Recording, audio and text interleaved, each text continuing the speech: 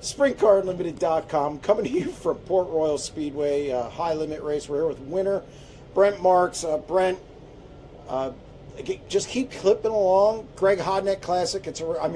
You talked to Greg a good amount. It's a good race to win.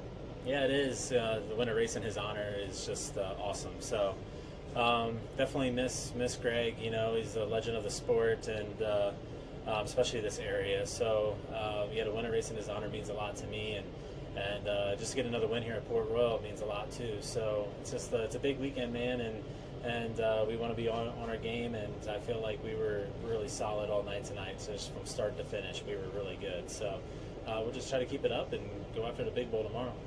I was talking to Justin Peck about the track was tricky. He said he hasn't seen Port Royal like this. You could buzz the top, and then it went away. And for you were up there. It almost cost you the lead. The caution came out there. What did you think? Just tricky, and it just ended up migrating to the bottom. Yeah, it was pretty tricky. You know, it was super technical. I feel like in the beginning you kind of had 3 lanes. You could run the bottom, middle, and then roll the top if you needed to. But you know, I feel like the middle just had so much moisture with them watering it that it just blew all the crumbs up to the top. So yeah, just blew all the crumbs up to the top. So it was just so dirty up there. And once I got the lap traffic, I really wanted to try to make the top work, because I kind of figured that they'd be running more bottom middle, and it was just so crummy that I felt fine, but the speed wasn't there. And yeah, it almost cost me the lead there at one point. So I was just trying to get by Randall, and I couldn't get by him. Couldn't find the right lane. He was just running an odd enough lane to where he was staying in my, you know, I was just in his dirty air, you know. So he was staying in a part of the racetrack that I needed to be in, and just allow Macri to close in on me there. So, but fortunately, I hit the top I wanted to really good. Got a run on Randall and got squeaked by Anthony. Was able to squeeze between both of them and ultimately just, you know, run away with it. So it was pretty cool. Yeah, the restarts. You were really good on the restarts, I thought. Took off well. Even the initial start, I thought you took off well. Is that something that you guys have been working on as well during this good stretch since the end of May? Just taking off and getting a good start. Yeah, these races are so hard to win. Everybody's so good. So you have to be good from start to finish, you know. And I've always been more of a long run car. You know, the short runs wasn't really, you know, my forte, and we were there, but we weren't spectacular. Like, we needed some laps to click off for us to come on. And I don't know, it just seems like you can't be that way anymore, racing with the high limit series at least. These guys are so tough. So as soon as the green flag drops, no matter if it's the original start or a restart, like, you gotta be there. The car's got to be there. And so we've been working really hard on that, and trying not to be there on a restart and then fall off, you know, a handful of laps into a run. Trying to find that balance is really hard, but I feel like we've been doing a good job.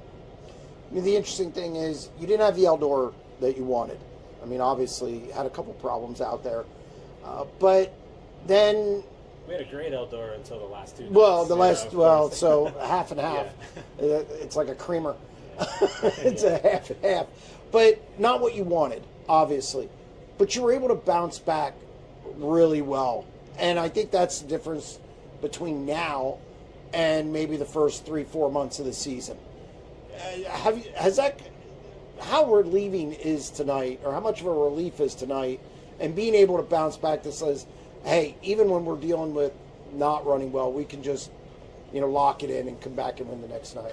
Yeah, man, it's just all about having a positive attitude, you know, in this team. And, you know, my guys are so great to work with. Like, I absolutely love working with them.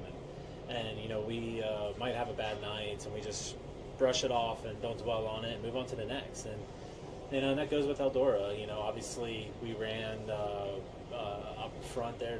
We won one of the dual races. One of the dual races. Ran 5th in the Joker's jackpot race. We were good there. Just obviously wasn't good enough to contend for a podium, but we were good. You know, we had speed the night before and had speed the last night. Just things just didn't go our way, and that's just racing. But you know, it didn't get anybody down, and so I feel like the mental game with this team is so good right now that if we have a bad night, we'll just chalk it up as a night that sucked and move on, you know. So nobody dwells over anything, and I love that part about them. So You know, it's great. Like I said, it's great to work with guys like that because we all feed off of each other, right? So if I'm dwelling on it, they're going to dwell on it. If they're dwelling on it, then I need to try to be the leader that I need to be to uplift them and get them out of that. But that's really difficult, you know, because I'm also the driver. So, you know, these things happen to me too, right? So it's just so difficult to navigate some of this sometimes. So when you got a good group of guys behind you, it just makes it that much more enjoyable and easier to overcome the obstacles that racing, you know, gives to us. Well, congratulations on the win, and on to 100,000 tomorrow. Yeah, thank you.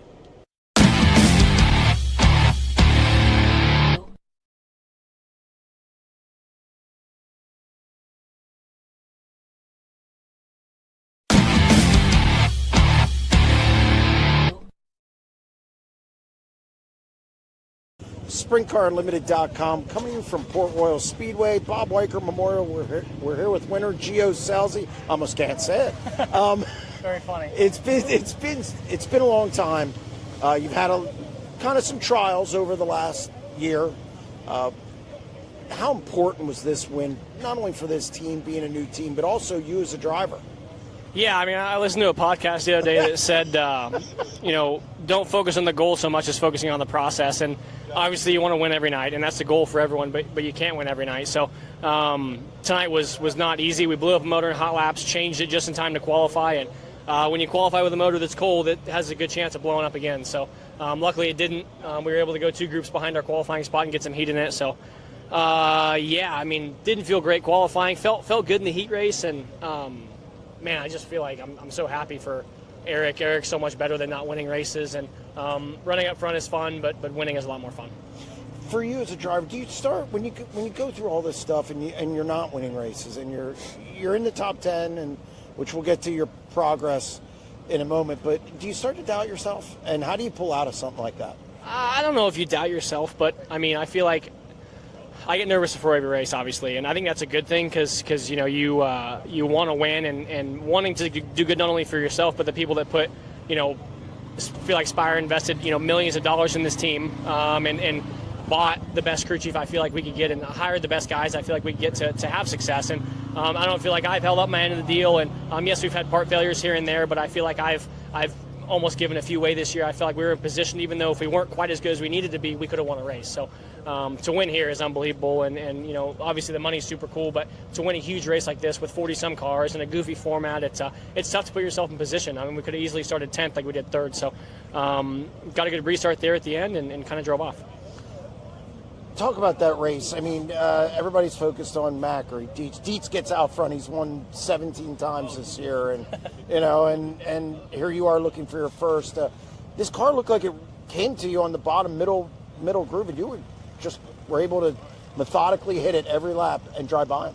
Yeah, it was weird. Like I felt like before the red, the fence kind of started to come in for me, and Eric, you know, told me a little bit about the racetrack, you know, under the red and kind of where to move around and where to go, and Tyler really was running the middle of the bottom 1 and 2 really well, and I couldn't quite get to him. And then, like I said, we kind of all got to the fence, I feel like, before the red flag. So didn't change a thing on the red. I felt like I was just kind of getting the fuel burned off and getting the car back laid left, and my wing wasn't all the way back, which was a good thing, and knew I had some more adjustment to kind of get more stuck. So felt like I was crawling in 3 and 4 at the end, but you know, I feel like the wall here hasn't been what it's been in the past, and the middle and the bottom really kind of came in. Dietz was coming, got close to there at the end. I thought the move to get past Kerry Madsen on the front stretch sealed it for you.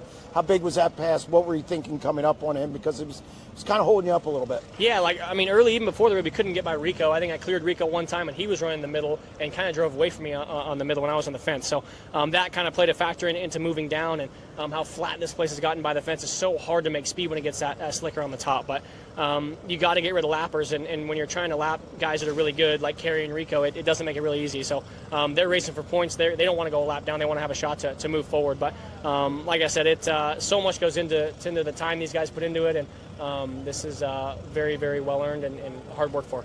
Biggest win of your career? Would you? I mean, obviously monetarily it is.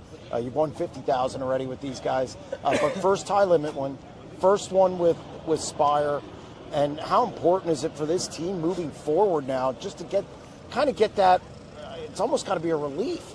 Yeah, a little bit. I mean, obviously, whether you win a local show or a big race like this is very cool. But to win a race at Port Royal, I feel like probably the crown jewel racetrack in Pennsylvania, for one of their big events like the Weikert or the Tusky 50 is huge. And I don't think I won a big race in PA since National Open prelim. So to win one here is unbelievable, and very, very proud of my guys.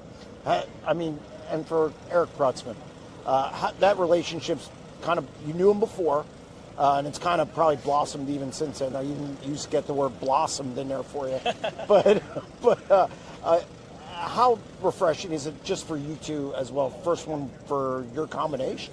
Yeah, I really feel like, I've worked with a lot of good crew chiefs in my career, not a very long career, but I see how Eric's had the success he has had with Brad and guys in the past. So learning from him and just his demeanor at the racetrack, like we've had some pretty shitty nights, and I don't feel like he ever changes a whole lot from lowest of lows to highest of highs, and I appreciate that because I try to kind of stay, even keel a bit and not get too pumped up or too upset at myself. But yeah, like I said, there's a reason he's done what he's done in the past, and I feel like he hasn't run great here in the past, and from last night since tonight, I feel like we made huge gains on it. Even coming here for local shows, we weren't great at local shows, but we learned something and tried different things every time we hit the racetrack, and sometimes results don't show progress, but I feel like we were progressing. Well, congratulations on a huge win. Thank you.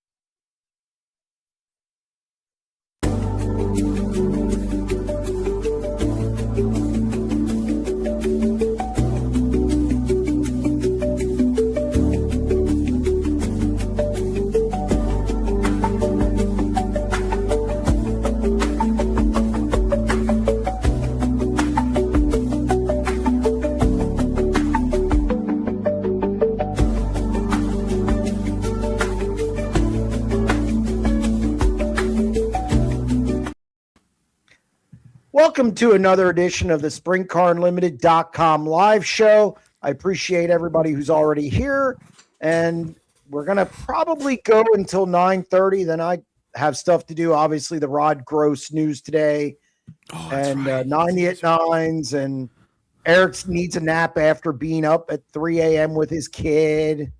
He's got all kinds of problems. Plus, we have something coming Thursday, which we'll talk about a little later in the show. So a lot going on. So let's get to questions, concerns, chat, phone, whatever you got. If Kings Royal pay was closer to Knoxville, $15,000 to start and great money through the B main, do you think the car count would be similar? Do you foresee a time all local regional take those weeks off? I do think there would be more cars probably at the Kings Royal. I think that's what sets Knoxville apart, just how much money you make. And you don't even have to make the A main at Knoxville. If you're, 15 to B, you get like 10 grand. You can't beat that. So it isn't often that you can be the 25th best car and get $10,000. So I do believe that, yes, the Kings Royal would get more cars. I don't think it takes away from the Kings Royal that they don't get as many as Knoxville. And as far as the local regional taking that weekend off, I don't see it. I just think there's going to be people who race somewhere. So no, I do not see that happening. Was going to ask if Rod Gross was going to dump Thorson for Whitall next year, but today's news blew that up. Do you think Whitall will run for Gross with the World of Outlaws or High Limit next year? What's Thorson's plans? I talked to Rod Gross before the show. I'll have more information on the 90 at 9. I don't want to give it all away, but no, Whitall will be running here. Rod Gross will be involved with Justin Whitall, and I'll have more news on that tomorrow morning. As for Thorson, everything stays the same. One of the agreements with the sale to Jason and Chantel Tessier is that everything stays the same for Tanner. That's why this team was built. So nothing changes there.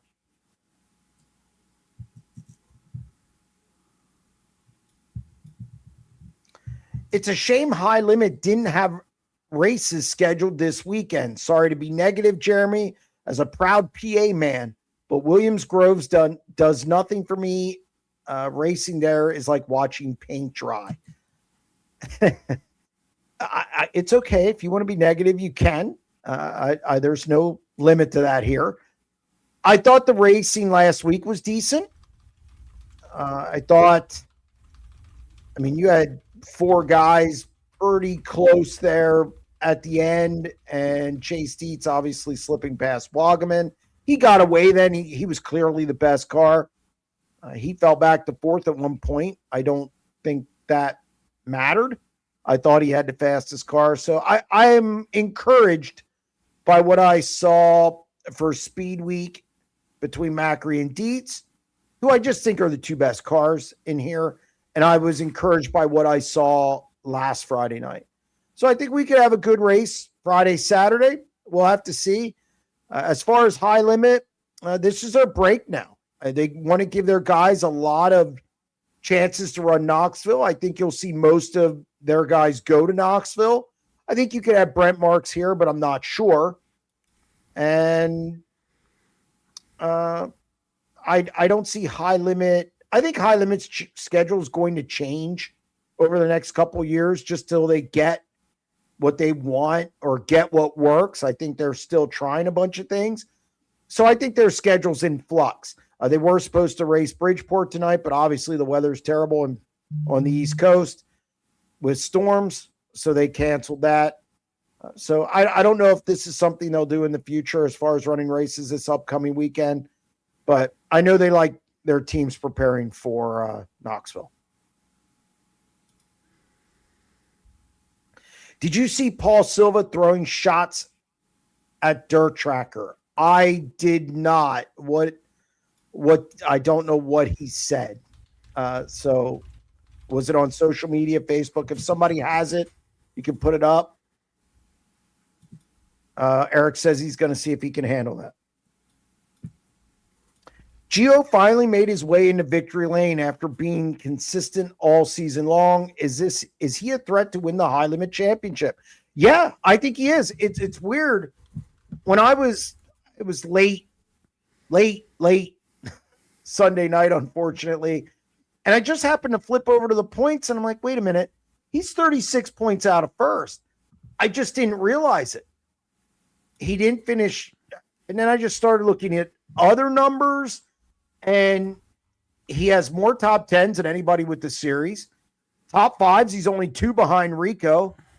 Yeah, I think he has a shot. I think they start their next race is Santa Maria after the Knoxville Nationals. Obviously, Gio knows the West Coast. Why not at this point? They're fast and they're getting better. They've been getting better, contending for wins more, running in the top 5, top 3. Absolutely. I think it's wide open with 3 guys, and Tyler Courtney's only 100 points out. So I think he's still in the mix. I think high limit's going to have a point battle that goes down to the last weekend again.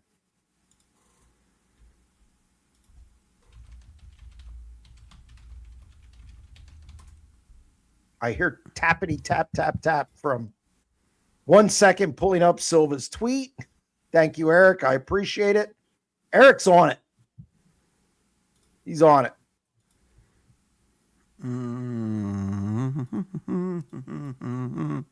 And he's groaning. I can hear his groaning now. Okay. Read that. I got to make the screen bigger. Paul Silva. Oh my God. Apparently I need. Oh, he's going to type it out. Look at Eric contributing. I don't know if he's supposed to be muted or not muted. He's in my ear. Didn't yell at me yet. Well, I did not get called out, I don't think. I hope not. After my 90 at 9 this morning, talking to Brad, it goes, oh my God, apparently I need to fly back to Indy. You've had way too much time alone in the shop. LOL, no reason for me to do an interview. At Dirt Tracker knows everything. Just have to follow his page. I don't know. I don't know what that's supposed to be about. Only Paul. I mean, Paul doesn't do interviews, which I think. I mean, that's fine if that's up to him. I don't think I've ever tried to because I always knew, but I don't think it was that bad. I thought here it was going to be something really bad. No, that's not bad. Jeremy, what do you think could be done to make racing at Williams Grove more appealing? Shortening the straights, more banking in the turns. Port Royal has it right. Racing there is excellent. Well, I got to say, Port Royal has a couple problems. Okay, I think they got lucky on Saturday night. It was awful Friday, and they've struggled with the track all year. It shelves in 1 and 2. So, I mean, I think it goes in spurts like anything else. I think they have Port Royal obviously has been affected by rain, haven't been able to work on the track a lot. They did bail it out on Sunday. It was good. The feature was good anyway. I know there was a lot of concern going into it. As for the Grove, that's hard. I mean, obviously shortening it would probably help, but that would also cost hundreds of thousands of dollars. You can't just shorten a racetrack with a magic wand. It costs a lot of money to do that. I know when Sealands Grove was looking at doing that, you were looking at about $200,000-$300,000. So I would assume it would be the same for Williams Grove. And then you're gonna, because it changes the configuration. So I don't know what you could do as a blanket fix. I think you need to work on your surface. Again, I thought the last 2 weeks were decent, or the last 2 races there were decent. I'm hopeful going into this week, and we'll see what we get. I think the weather's supposed to be okay. The weather changes so much. It was supposed to be bad Wednesday, and now it's going to be good for BAPS. So we'll see what we get. The Grove's put on some good races in the past. It's not like it's bad every week. I do think that's overblown.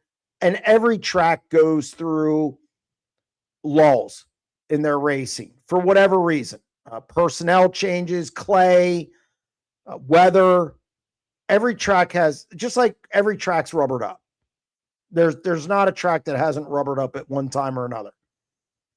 So I'm going to give them a little grace, and we'll see what we get this weekend.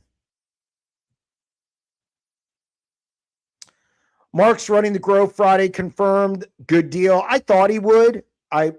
Just because obviously the team's based here, and they could run here, stock up, and then head west.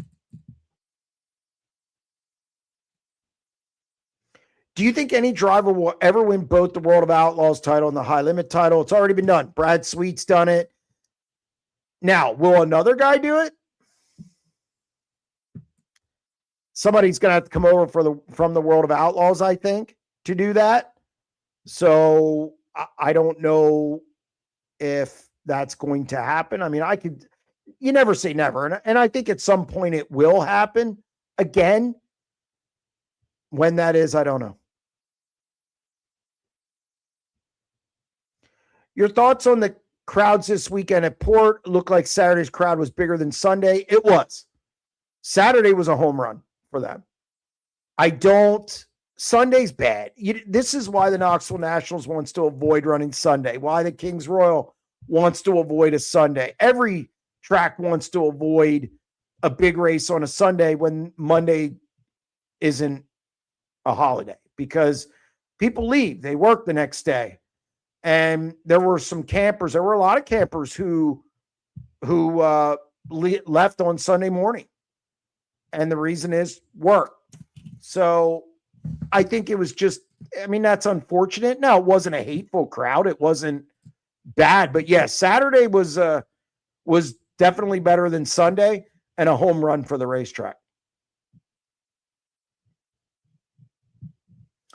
Let's talk about the fuel stop on Sunday night. They announced in the drivers' meeting it was coming. And this is an issue that I do know High Limit bases it on a 30-gallon tank. on the bigger tank. They're not basing it on a 28. I don't know what the answer is. I've talked about it. Is it the worst thing in racing that I see? No. I think there's way worse problems in sprint car racing than fuel stops, but I can understand why fans don't like it. The reason that they allow teams to come onto the track is because they don't have enough officials for each car. So somebody's going to get away with something. And I know I saw a comment today where somebody said, well, there's a push truck for every car. You rely on them. You can't rely on basically push trucks.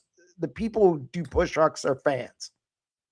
So you can't depend on fans. So that's not good. That's not an answer. I know the Outlaws, Johnny Gibson has said that the reason they open it up and you can make changes is because they don't have enough officials for every car. Now, I think you could get away with 3 per, for every 3 cars you have an official. But again, I understand it. You just take it out of the equation.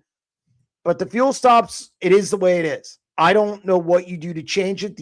I talked to a couple people this weekend. Motors are burning more. They're burning more fuel. So do you mandate a 33-gallon tank? Well, you can't get 33 gallons in a 33-gallon tank because of the bladder. You get about 31 and a half. So is 31 and a half enough to get through a 40-lap race? Brent Smith just said shorten the race length. That's probably your best answer.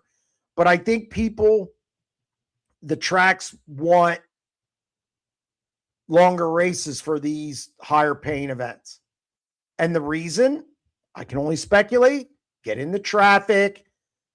It's longer for the race to develop. Then you start getting into tires. I heard again this weekend, I hear a lot about tires, the different tires this year. It's just a lot of things feed into it. I don't think it's a quick fix. Anyone that buys a ticket to BAP's Outlaw, look at Colton. Anyone who buys a ticket to BAP's Outlaw race will get in free Thursday to the McGrew Bid Motorplex for their micros. I always chuckle at Colton to always promoting, but it's a good promotion. Anybody who brings an Outlaw ticket gets in free. That's smart. That's smart, especially since it's a dark night on Thursday for sprint cars. So I would encourage people to go out. I think if I was a fan, I might go out. Eric, have fans always been hateful toward fuel stops? I was watching the 1994 Syracuse race earlier today, and shocker, there was a fuel stop. Why were you watching the 1994 Syracuse race? That's my first question. And yes, but that's on a mile track too. Syracuse mile. That's a different animal. I don't think people cared about that. Fuel stops, I remember them back in the 80s. They had them. And they had them in the 90s and the early 2000s. Do I think there were as many? No. There weren't as many. So it is something that's on the increase. And of course, then Knoxville going to 50 laps and having basically 2 races in one. Again, I don't know what the easy fix. There's no easy fix because if you go to 30 laps for big shows, it's the answer. It wouldn't upset me, but people, I guess they want the race to develop more. I don't know. I don't know what the fix is, but people hate them. I'm always doing research for my shows. Never know what I can steal from the 1994 to make our stuff better. All right, fair enough. Just didn't know why you chose that one. Okay. I'm glad you're just doing research. In my opinion, 305s in PA is most overrated division. 40, 50 cars for $300 to win. Sounds backward logic. Yet a few weeks ago, had almost more than 410s and limited late models combined. It's a cheaper division, albeit it's getting more expensive. I don't understand that 305 division, but I guess it's a working man's fun division, if you want to put it that way. It's cheaper to get into than, say, 410s and 358s. It has become a feeder division to the higher, to really even 410s at this point. So I guess it makes sense. It's definitely a good support division for Port Royal. It's been pretty lucrative. What was the late caution Saturday at Port Royal? Kept Macri at bay. How about the Dietz restart penalty for being lined up incorrectly? The broadcast didn't explain it. He fanned out. They actually had video of it, and they showed John Stamen, and he agreed with it. So that was the Dietz penalty. He fanned out. At the driver's meeting, they said nose to tail, no fanning out. He fanned out, and they had it on video. Credit Mike Hess for showing him that. And so it was a legit penalty, and it moved two PA guys up. So it wasn't like nobody can say they were benefiting high limit. As for the late caution Saturday, God, I got to remember it. I forget what it was. I have it written down in my bag, and I'm not going to get up for it. But that was the Dietz penalty. Any news on Cale Thomas' future plans? He was in the 45, the Brian Grove car last week. I don't know what his future plans are at this moment. I would assume maybe that car he'll be in. All-Stars, you want to keep your points. Brian Grove probably would run that, especially since it's only, half the year now? I don't know. I'll reach out to him and see if I get an answer. Tim's obviously not ready for either national series. What will it take for him to get to the next level? I think it's not. They're doing stuff in a natural progression. I talked to Shane Liebig at Eldora, and he talked about they're just checking stuff off. This year, they wanted to win the Knoxville Raceway title. They're going to do that. He won again this week. He's won 7 times there if you count the 360 shows. Won the Nationals last year. I think he's one of the favorites going in this year, especially with how he's performed lately there. I think money, is always, you got to have it to run a national tour. I think you got to have your ducks in a row. By that, I mean equipment. I think you need to have a good motor program. I think you need, there's a lot of things that come into play when you go race a national tour. And I think it takes years to do it. I think some people do it too quick and then never recover.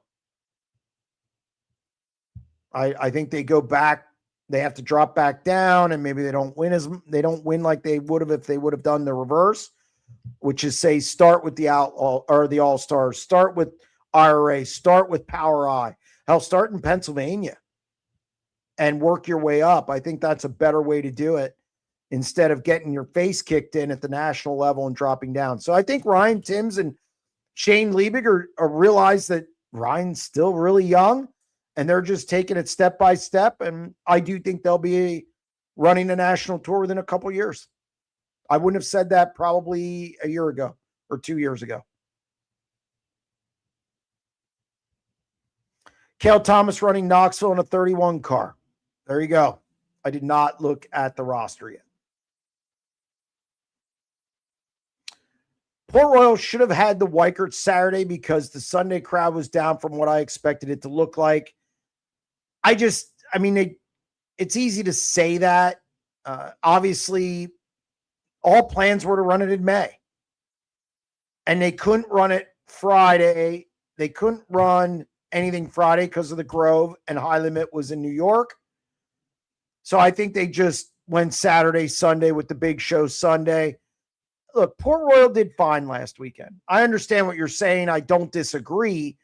I just think they went Saturday, Sunday, natural progression, smaller show, bigger show at that rate just to get it in. And they did that. They made money for the weekend. It wasn't hateful Sunday. Gravel's still number one. who now ranks second and third? I'm going to try and do rankings before. I wanted to have them out. I just didn't get them done. That's on me. Gravel's 1. I think you have to look at Sheldon Hodenshield number 2. I don't know how you don't put Sheldon. I'd probably go Sheldon, Kofoid, Macri as my top 4. 5th, not after. Then you start getting into Reitzel,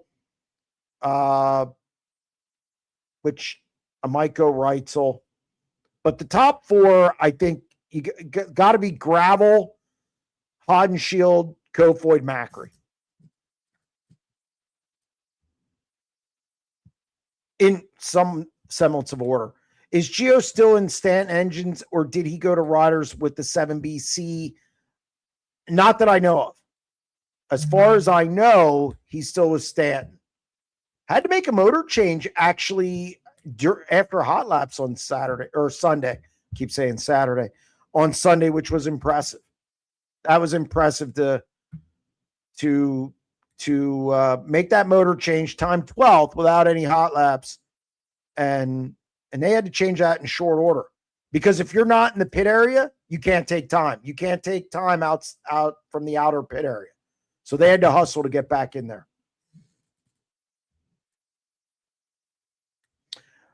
When Port was rescheduled, they even said that if Saturday was rained out, Sunday was going to pay like $20,000 or something. Yeah, they did say that. They needed to get both days in, and they did. Wish High Limit has more tracks in Central PA other than Port Royal and Grandview. Maybe we'll get them at Sealands Grove for 2027 for the Jim Nace Memorial. I doubt that highly. I'm told the Sealands Grove, they have three people involved in that promotional team. I'm told they have not signed the lease yet, and 2 people probably won't be back. I don't think they're going to want to go to Sealands Grove because also Port Royal, it's so close. I don't see them going there. It's going to be interesting to see from a saturation standpoint. I know Brad Sweet's very aware and very he doesn't want to oversaturate an area. So I think it's something. I don't know if we're going to see too many other tracks added. And quite honestly, I'd like to see them at BAPS and see what they get there. But we'll see. See how it all pans out. What's your opinion on the long one division show on Sunday? Yeah, that was not good. That actually to me meant more than the fuel stop. In that pecking order of things that I care about more, definitely the show was longer. And they had to, and this is what I said about the track. They had to work on the track for like 4 times. That shouldn't be for a one division show. So they were having track problems all weekend, and they need to get that sorted out. Again, don't know if it was weather and they just haven't had a chance to really get a feel for the new clay. I mean, they've lost 9 races this year. That definitely has an effect, especially when you put on new clay during that span. So I have no doubt they'll get it worked out. And again, Sunday's race turned out to be good, so gotta give them props for that. Very happy for Gio winning the Weikert. He's been so consistent this year, and it's about time he got a win. Also happy with Mark's return to form. The High Limit title race is setting up to be a good one. Yeah, I thought it was a 2-horse race, and I think it could be 3 or 4 till it's all said and done. I like what I see from Gio. He was chipping away at it, and I think we got to realize this is a new team. In December, they just had bare frames. They couldn't even work every day because there was nothing to do. They didn't have all the equipment needed to build the cars. It's why they got behind and weren't able to start till the early March when most of the national teams started in February. Credit to them. They came out of the gate with a bunch of top 10s, then top 5s, then led laps, then contend for wins. And now they get one. It'll be interesting to see what they do over the next month and then headed out to the West Coast. Is the merchandise flying off the shelves? No, unfortunately. If Eric could put that up, that would be great. Put the link in the chat. No, it is not flying off the shelves. Oh, you put it right over my face. That's probably actually good. But that's what they look like. And the link will be put up in a minute in the chat if you would like to purchase merch.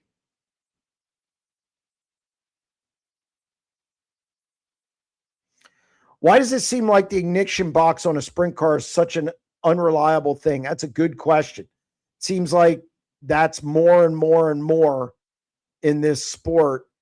And I don't know if there's a problem or if it has to do with the motor in relationship to the ignition box. That's actually a good question. Probably something I should ask more about. There's the merch link. If everybody wants it. I actually got my 2 shirts in the mail. I got to order a bunch of stuff today. I want to get Brent Smith some and Joseph Terrell. They do a good job. And I'll get Eric some as well. Saw earlier you guys finally got to Spotify and Apple. Yes, we did. Happy I'll finally be able to download episodes when I go to the mountains. Thank you. That's an Eric thing. Eric does a really good job. I don't want to make him get a fat head now, but I figure his wife will knock him down a little bit at some point. He does a good job, and he comes up with ideas, and he getting on Spotify and Apple is something we're going to try and do more of. I need to take care of a couple things on my end that he can't do and get my podcasts up there as well from the website. So we're looking to do more things over the next 6 months and just kind of make things bigger and better. It's already a massive head and she absolutely will. Eric. Who's your BAPS winner tomorrow night? I just did the podcast with Ryan Hand, and I took Chase Dietz. Chase Dietz for the win at BAPS. Seems Mark's car is great in clean air. Front row starts both nights, and many fans said Sunday's race was also a lock-in for Brent. Wasn't the case in dirty air Sunday. Brent looks really good, and I'm going to get into more why that is in a couple weeks. So stay tuned. I'm not going to say now, but there's a couple things I think with his team and that have helped him. So we'll get into that in a couple weeks. So there's a teaser. Do you think Sweet runs the Gold Cup? I think that's one of the races he could run. If he gets back in a car again, I think Silver Dollar, Chico, it's a race that he holds dear to his heart, obviously. I think if he does run again, I think it'll be that one. I don't think you're going to see him much anymore. The guy I talked to on the phone Brad was very humble and I mean that in a way.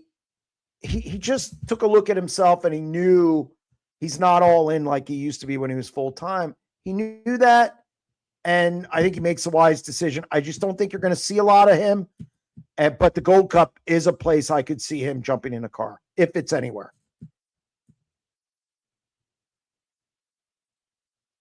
Courtney back on FK shocks, and it shows running up front again. Also had a rider in that he got from Gene Frankowiak. So I think that helps as well. Everyone blames the Grove surface. Maybe it's because the cars are all so equal and locked down. Long straightaways cause dirty air. I assume you mean air also. Again, I heard a lot about the tires this weekend. I've heard they're different. Teams are battling it. I don't know. That's I hate to say it's above my pay grade, but I don't work on these things. I get as much as I can from them, and you gotta sift through it because teams do, why they're not doing well. As for the Grove surface, I can't. The last 2 races I've seen there have been pretty decent. I'm hopeful this weekend.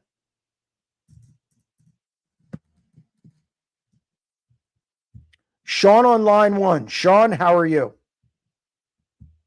Great. How are you, Jeremy? Not too bad. Hey, just wanted to comment on the people constantly sniveling about the Grove. Yeah. I mean, look, when the cars weren't so equal 20 years ago, right, it was a lot different deal. Sure. Now everybody's pretty much equal on cars for the most part. And with the wing, with the tires, it's just really difficult to get around there. I tell people all the time, don't watch the front of the pack. Watch third on back. There's a hell of a lot of racing going on. And even once they get into traffic, they're racing pretty good. But it's just, the beginning of the race, everybody gets strung out. And, that's my take on it anyhow. I don't disagree. And I remember those days back in the 80s and 90s when they had big inverts, and there was a big difference between the have and the have-nots. And absolutely, you could chase guys down. Now it's tougher, obviously. I do think it's not like every race is hateful. I mean, I think everybody sees. No. It's kind of like one of those things where if you have 10 things and 9 are bad, or you have one that's bad, they don't even consider the other 9. Now, the Grove does have some stinkers. Not going to deny that. Oh, yeah, it does. But it does. It's big. It does, but hell, every track does. Yeah, they might have more than some other ones. But you know what? Again, it's everything you said, and I'm hoping for a good race this weekend. No, hopefully so, yeah. I mean, for anybody that's talking about, wanting to reconfigure the track, I think that'd be like shooting Santa Claus. You know what, though? You go in there and cut the Grove apart and shorten it up and everything. Oh, my God. That'd be, I just don't think that would go over too well. Now, that's where we'd probably part company. I'm all for change if it's for the betterment. Yeah. People have to evolve. The fact is, that's why shows need to be shorter and all that other stuff. So I wouldn't be opposed to it if it was done the right way, but it costs hundreds of thousands of dollars. Oh, yeah. Yeah, absolutely. Well, like I said, I mean, you have your traditionalists and everything that would that would be the end of the world if you reconfigured the Grove. I think after they saw a race, they'd be fine. Maybe it'd be like, this isn't the damn same. You put it back. I don't know. Well. Anyhow. All right, Sean. Thank you very much. Yep. Thanks, Jeremy. Yep. Bye-bye. The Grove's a hot topic tonight. Sweet wins at Knoxville earlier in the 94 car, and now it's not comfortable. Who said he was comfortable that night? I think it's just an overall big picture thing for him. Eldora, he didn't look comfortable the first 2 nights. And I just think he feels he's going to win. And if he doesn't feel comfortable or doesn't believe he can win, he's not going to do it. I just don't I don't have any problem with that. I've seen athletes stick around way too much and put themselves in bad situations, hurt their legacy, even though I don't view it that way. But they put themselves in bad positions or something happens and then it's not good. So Sweet doesn't want to do that. And I'm good with it. Best odds for Dietz to take home the outlaw money Wednesday, Friday, or Saturday. What about Macri or Danny Dietrich? I think Dietz could be in the mix, all of them. I think Dietz probably the best one would be Baps. He's been really good there. I think Danny at Baps, I would say Danny at Baps, but just hasn't been good this year there. So I think for Dietz, Baps, but I think he could be in the mix for all of them. I think Macri could be in the mix at Williams Grove. Times well, I think it's one of his best tracks. I've said he's going to win the National Open. I'm sticking by it. Dietrich's going to need some help because he doesn't time well. And these time trial shows, it's straight up, baby. He's got to time well. If he doesn't, so I would say Macri, Williams Grove, and I would say Dietz, his best is Baps, but I think he could be in the mix all the way through.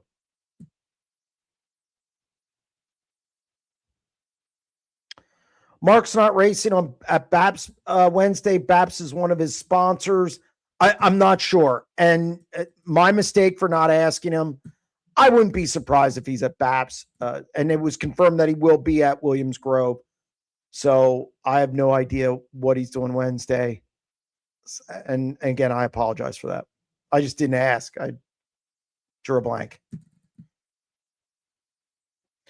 I want to beat this dead horse again. I'm happy for Selzy and Macri, but these are big money and point races. Goofy formats like the Weicker and Eldora don't reward good racers. I disagree with that. I think it absolutely rewards good racers. I think one of the problems that occurred for Port Royal was track conditions early. Ryan Hand actually said something on our podcast about they watered after the heat, after time trial Sunday. Maybe they shouldn't have. He thought that it was going to clean off really good and the heat races would have been better. So, and again, I think they're working through that surface up there, and it's something I think they need to put a high priority on, and I'm sure they know that. As for Eldora, Macri's pretty good there. He fell back to third. He didn't sound like he went out there and went unchallenged. He passed Rico. Rico was the best car all week. He was fifth. He was in the top 5 every race he touched the track in a main event. I disagree. I think you look at that Kings Royal win list and tell me those guys aren't, they're most of them are Hall of Famers. Most of them. They have a few, but there's Hall of Famers on that list. There's a reason Donnie Schatz and Kinzer have won it as much as they have. So I would disagree with that. How many people that stayed home from Port have Flow to watch at home? I think pretty many. I think their viewership was probably off the charts Sunday night. Was there any update on the super sportsman driver who had to be extracted from his car Saturday night? I think he had, I got to remember, I know he had fractured ribs. He had he had some broken bones. I can't remember all of it. I do remember the fractured ribs. But yeah, he's not in jeopardy if that's, I think he had to have surgery. But I don't think it was life-threatening. Somebody can put that up. I know it was on Facebook, and I know I heard he had the rib problem. Port was charging too much for Sunday, and especially after Saturday, a lot of people cannot afford both days of high prices, so they picked the cheaper of the two shows. I don't disagree. I think cost at this point in the season always comes into play. How much was it? Was it 40 or 50?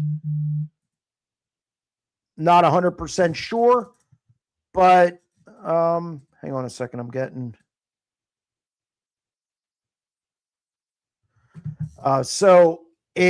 sorry about that. I had to now every time my phone goes off, I think it's like a Rod Gross or breaking news or something. So I look at it. So I apologize for that.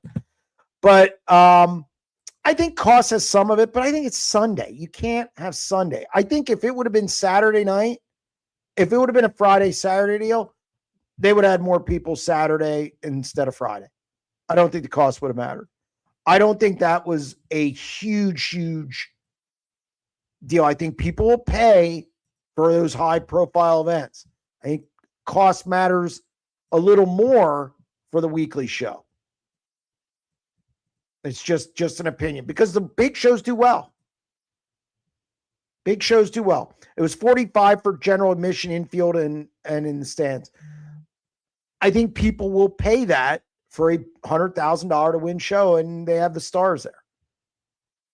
If that would have been, again, Friday, Saturday, I think Saturday would have been jammed. I think Sundays, that's a tough nut. That's a tough nut to crack.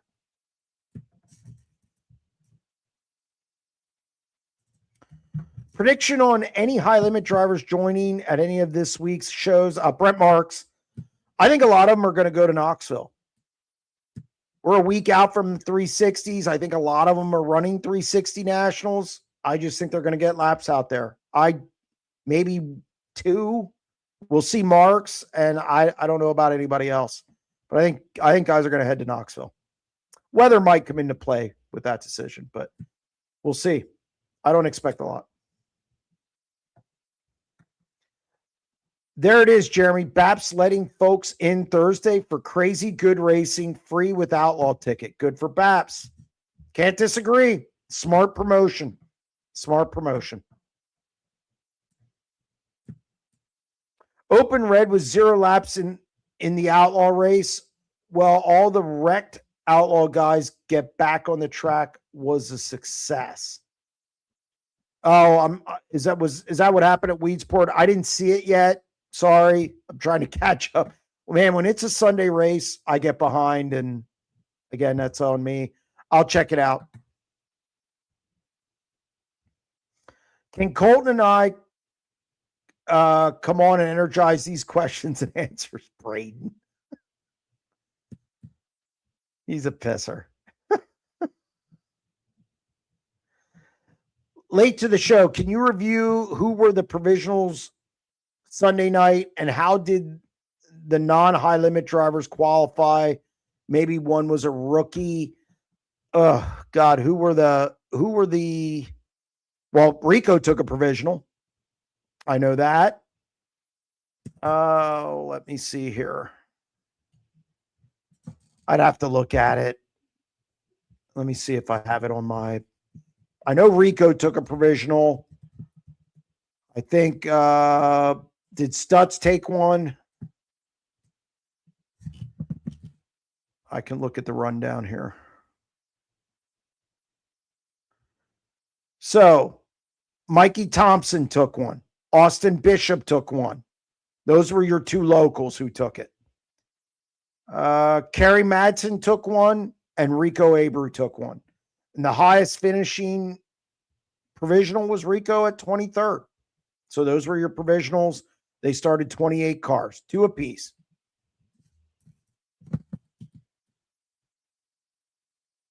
Sunday Weicker format should have top point man on the pole and according back to 10th. Prove me wrong. I can't prove you wrong. Can't do it. And the reason is because if you busted your butt to get to the most points, you should be rewarded for that. I agree with you 100%. But it's been like that now since its inception. It's not changing. But yes, I agree. Can't prove you wrong. Been meaning to ask this, but missed the last few live shows. What's up? What's happened to Zeb Wise? He's just working a regular job. I don't know if we'll see him again. Maybe down the road, just as he gets older and wants to do it for fun. I think he's happy with what he's doing outside of racing. And if he doesn't race, he doesn't race. Passing points when there is very little passing is meh. No, I agree. Your track's got to be good for that. Now, also something that hurts, there was a huge drop-off in time trials. So you had a lot of good guys starting up front. Aaron Reitzel started on the outside pole. You're not going to run him down. You start 8th, you're not chasing Reitzel down. So I think that was part of it. But track conditions got to be better. They got to be better for heat races when you have that format. Mark's not running BAPS Wednesday, confirmed, heading to Knoxville. Is this a crew member for him? Good job. No, thank you. I appreciate that. Not surprised. I could see him dialing it back a little bit. Just, they had 5 races in 5 nights last week. I could see him focusing on the Grove, then getting ready for Knoxville. Thorson started year with 8 straight top 10s with 2 wins. Last 18 races, 4 top 10s, no wins. What happened? Good question. And actually, he only has 1 top 5 during that. We did hot not on the podcast today, and he definitely fell under the not category. They haven't been good. I don't know what the problem is. They haven't all been big tracks. I know there's been some talk about a 4-bar car just to switch it up. I don't know what's wrong. It's a great question and something that, I'm sure when I see him next time, just kind of pick his brain. I think they're probably scratching their heads as well. Anybody suspected of doping tires? I have heard nothing about it. They took tire samples this week at Port Royal. Now, they wouldn't have gotten them back yet. That takes a little bit of time. I know Colton Gauss is on here. He might be able to tell you exactly how long it takes, but it's not a overnight process. You've got to send that out. Why are the drivers charged to get in the pits? Look, I've talked about that many times. Patrick Mahomes isn't charged to get into the NFL game. I agree. I think the track that lets the driver in free, just the driver and the owner. That's it. They're the show. If I had a track, I would probably do that. Now, maybe I'd go bankrupt. I don't know. But I would probably do a bunch of things different. And I agree with you. The driver should get in free. Number 1, the driver should get in free. We'll see if a track does it. I agree with you. Do you think Chase Dietz goes on tour with the 23 or possibly another team? No. Talking to John Stamen at Eldora when we did the piece on him buying the engine deal, he likes seeing his car and he doesn't like to travel. I think you're going to see Chase do what Anthony Macary's done for years. I think he's going to travel a little more, but he's going to be based out of here. He's going to run the bulk of his races here. I think you're going to see him in Florida, Kings Royal. I think you're going to see him possibly in Charlotte. You're going to see him at Knoxville. Might see him go to New York or whatever, something like that. I don't think you're not going to see that team on a national tour.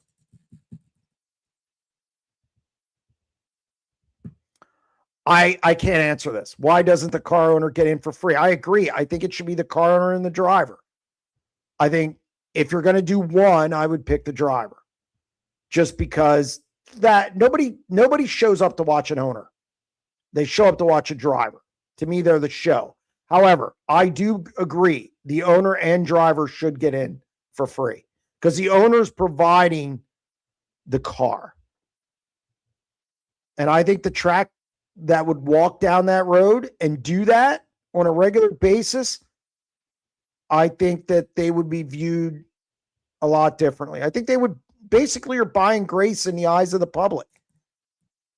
It's kind of hard to complain if you do stuff like that. So I agree. The owner and the driver should, if they're picking one, driver. Do you think there will be any changes in the top 10 of World of Outlaws or High Limit for 2027? I personally think the current top 10 in each is locked in. Well, I don't think the top 10 in High Limit will. I don't think they're switching because even Kerry Madsen is 8th. He's got to finish in the top 8 this year and next year to get a franchise. So I don't think he's 8th now. And I think he's in 8th comfortably. I think if he holds on to that, definitely not. And the other guys, I think they're franchise guys. So I don't see any of them leaving. The Outlaws, I think it depends with these franchises. I think they're going to become more coveted. We've seen already 2 franchises sold. And I talked to Rod Gross today about, he didn't tell me what he got. He's not going to give me a dollar amount. But he did make the comment, the franchise was worth more than they get, much more than he gets every year for it. That tells me it's working.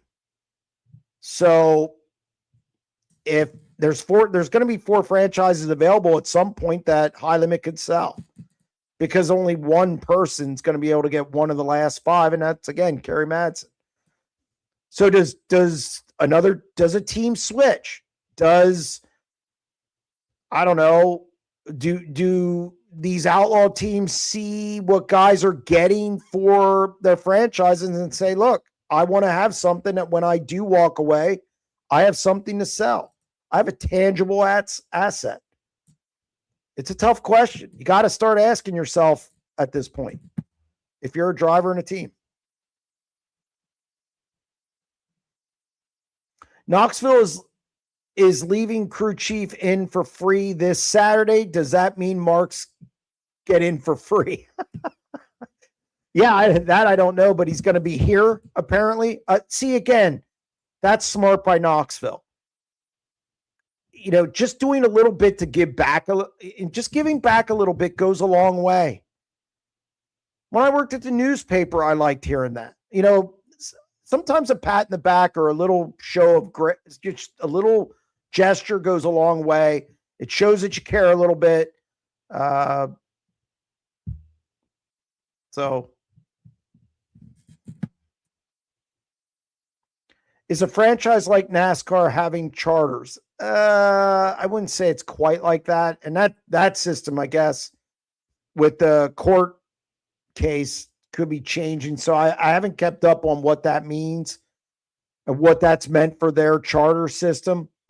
But I saw a comment, tangible as the stock market. No, not really. So far they've met everything they said they were going to do. And the 2 people who have sold these things, they got more than what they were getting a year for it. Spire already said $400,000 plus. That's what they bought Myers is for. When I did the story, they said that. I know what Rod Gross said. So obviously things are headed right where Sweet and the rest of High Limit management said it was going to go. That's all you can ask.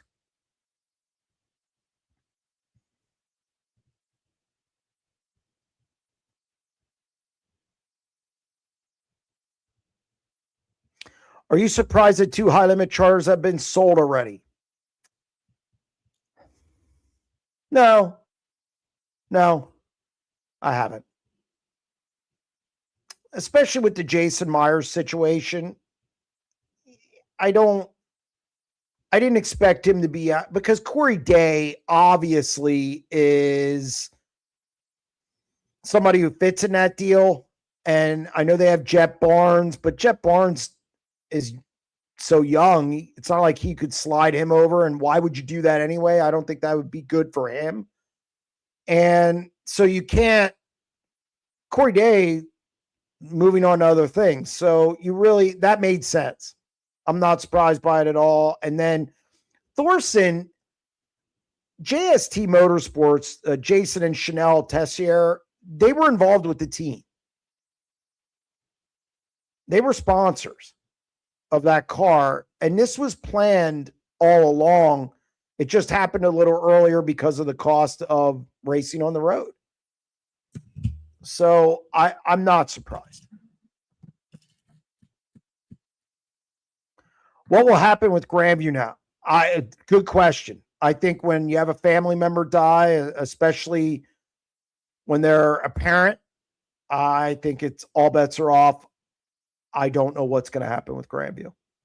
I think you're probably 50-50 on it. They could be back next year, or they could sell it.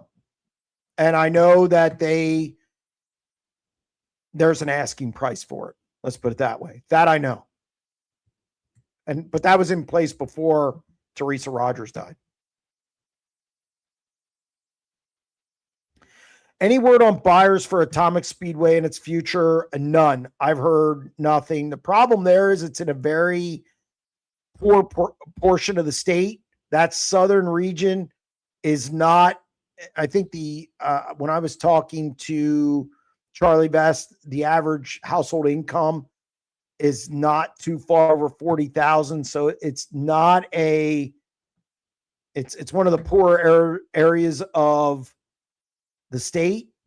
So I just don't know what you do. I haven't heard anything about if there's a buyer. Will the Penguins make the playoffs? Ooh. They're old. I like their coaching staff. I like their goaltending. They're going to bring Miroshov up from Wilkes-Barre Scranton. I think he's really good in net. And obviously, they already, but it's going to be a good 1-2 punch in net. Yeah, I'd say they make the playoffs. Great to see the Rudine 26 running well. That team has been a mystery for some time on a national basis. Funding, I am sure, is not a factor. No. I think switching motors like they have for so often, it changes your whole package. So I do think that is something that needs to be worked out. They switched over from the Fords, and I do think that took time. And they had new crew members as well. So it's good to see Justin Peck getting faster. He seems to get fast near Knoxville. So we'll see what he does at the 360s and the 410s.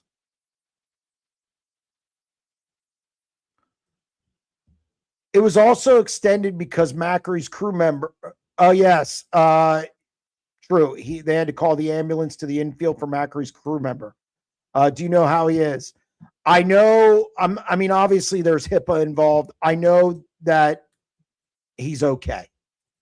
Now, I think there's, probably a concussion because of the way he fell, but he's okay. Meaning, there's nothing. They don't foresee anything permanent, I guess is the way to say it. But I think I forgot about that. Yes. SCU needs trucker hats. They can be worn every day, unlike T-shirts. That's another expense. We'll look into it. Okay, folks, hit the like button. We got to fund Elliot's college for my daughter. Yeah, she turns 14 in 21 days. Thank you. Appreciate it. Have you read Chaotic? I have not. I've read the description. I don't think it's something that I would read, but I guess it's successful. If you're purchasing a sprint car team and a franchise that goes along with it, I think you got to have some bucks. So, but no, I have not read the books, but I have read the description of what it is. It's just, it seems like it's all over the place and interesting. High Limit needs to come to Lincoln Speedway.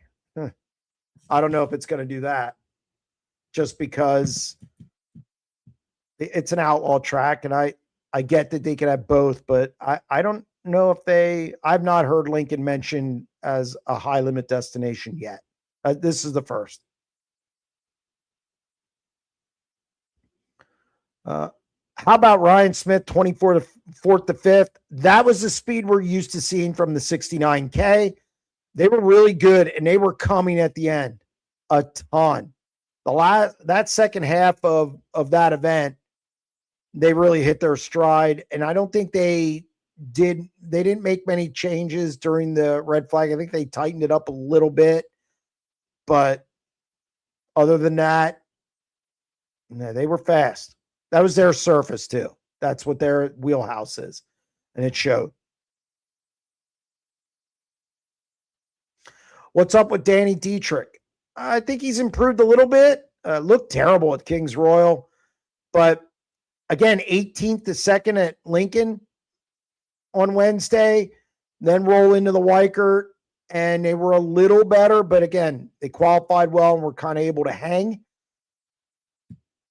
I think this week's Outlaw shows will be the telltale on where Danny Dietrich and whether they've improved or found some speed in that car. Again, time trials. Comes down to time trials in these World of Outlaws events. And we'll see if he can pull out a good lap, and we'll see if they've improved from the struggles they've been having. Are you surprised that Zerfoss has done so far in the 17 GP? He only had 7 top 5s in the 3Z this year, 3 top 10s so far in the 17 GP. I think it's a lot different when you're not worried about the bills and or the toll it takes on your family. I do think there's a difference there. And maybe Brock just needed to get out of his car and run for somebody else. I'm the 17 GP. I don't know a ton about it. It hasn't been around for a long time. I know they were a non-wing team. They're kind of in their infancy stage too in wing racing. So I don't know if Brock maybe made some changes there. I'm surprised with how well they've timed a time or two. And yeah, no, they look better than I expected out of the gate. But again, you have the honeymoon stage too. So we'll see how they look at Knoxville. Love the look of the 29 car this weekend. Yeah, I didn't mind it. Like, my dad hated it. My dad hated it because it didn't have the blue. It didn't have the traditional red, white, and blue, or as much as the old Weicker cars did. I thought it looked good or looked okay. My dad was really, I was surprised. It was one of the first things he said to me today when I talked to him. Just a little surprised by that. Sheldon Hansfield looks the best he ever has. Good to see. He's second in points, and it's the highest he's been at this point in the season. Absolutely. This is a career year. I know he might not reach the number of wins. I think he had 9 one year. But overall, consistency, career year for Sheldon. And you have to think that it's the different package, different surroundings. He's using Morrison Motors. I think he's in a Maxim. You have to think it's just everything's clicking. And I think he's making better choices more often. And it shows. Now catching David Gravel, who's now 154 points up, that's a different story. After the first half of the Weikert, I thought Dietz was winning this race for sure, but he wasn't the same after the fuel stop. Here we go. More fuel stop controversy. Oh, well. He said the fuel load, he didn't feel as good after the red. Obviously, Gio felt good because he came on a ton. Found the middle and the bottom, looked really good. And Dietz said he was a little free. So I don't know if he could run down there as well as Gio could. But good race. Good race.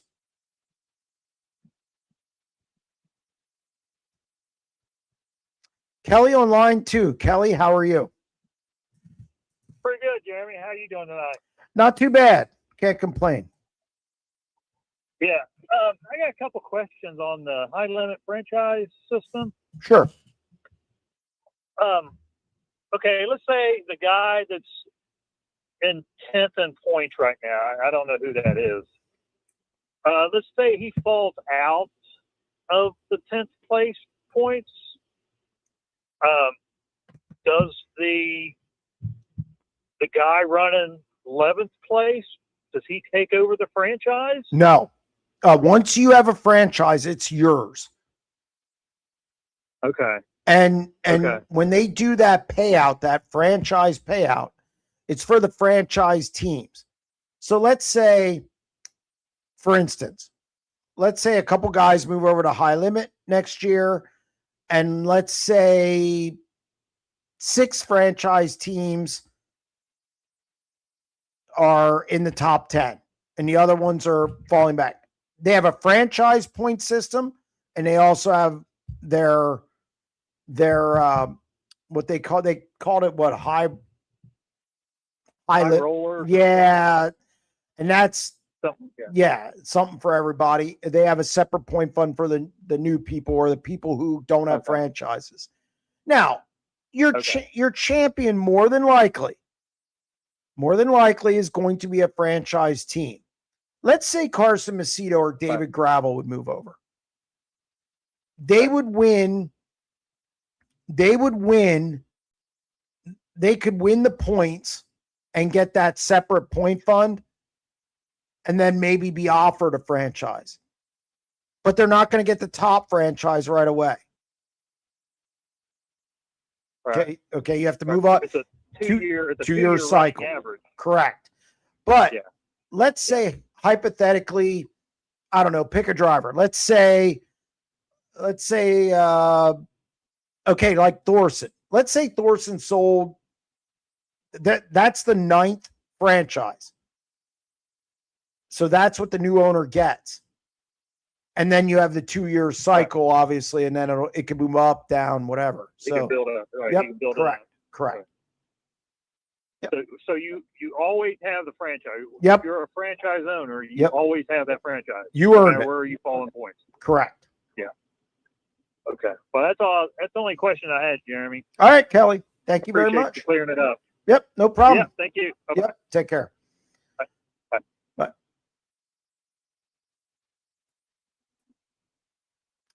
Is there any legitimacy to the gravel to high limit tour rumor for next year? I talked to Gravel, and Gravel said he's not heard anything about it. That's as much as I know.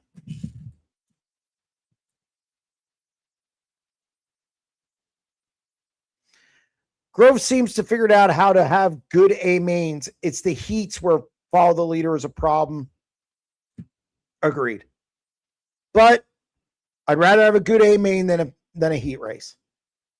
Any day of the week. A mains are what people are there for. A mains are what people talk about. So if I have to pick one, I'm good with it. A mains.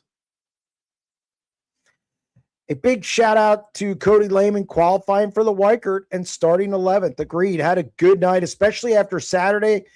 He broke a throttle. What was it? A throttle ball. I guess he called it not a throttle ball, a torque ball. Because something on the axle he broke. And he couldn't race at all. He just sat out and came back. Looked really good. I'm not trying to be a smartass, but do you know where was Freddie for Port Royal? They didn't go. He was at home. He doesn't go well at Port Royal. It wasn't a series race. They cracked up the car a little bit at the Grove the previous night, so I think they just took the weekend off. They're not good at Port Royal.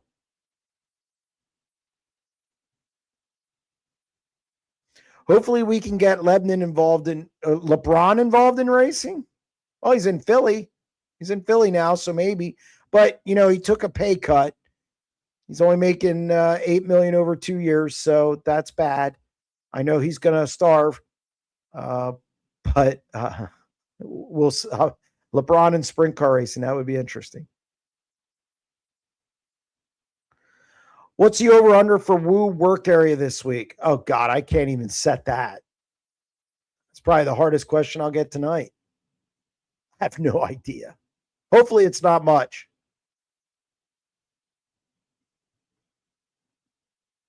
All the talk of racing at the Grove, Monteith and Lepo made a living against the fence off 2. No one runs there anymore. I don't know if they can.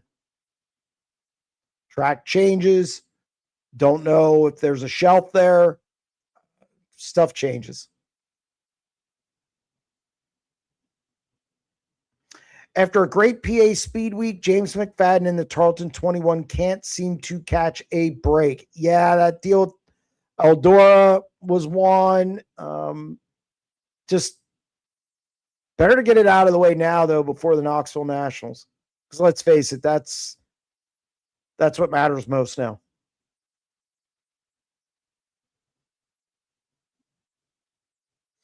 Freddie's wife said something also was broke on the hauler that needed fixed, and that's why they didn't show up.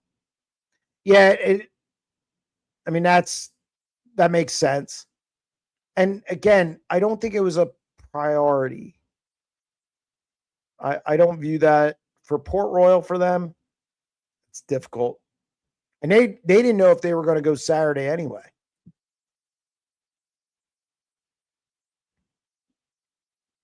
The traditionalists still hate the Giant Center that the Bears have been playing in since the early 2000s. They want to go back to the Hershey Park Arena. Good, go. I am not a fan of the arena. I saw the Bears play in the arena, and I know my daughter skates there sometimes, and I don't like going to the arena now. I'll take the Giant Center any day of the week. So if they want to go back to the arena, they can do that.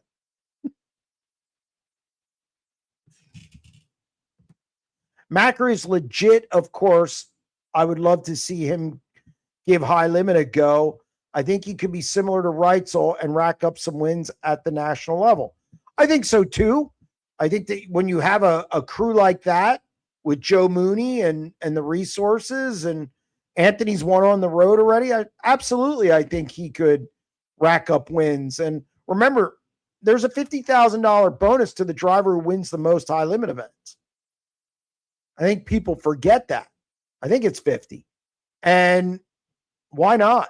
I'd like to see Anthony try it. I thought they maybe should have tried it a few years ago when the charter was available, or the franchise, whatever you want to call it. And you have, again, an asset. So, but they didn't. And I think a lot of people at some point could maybe wish they would have. But Macri would be really interesting with High Limit. But I don't think that's what he wants to do. I think he likes being home. And I think he likes being able to pick and choose when he goes out on the road.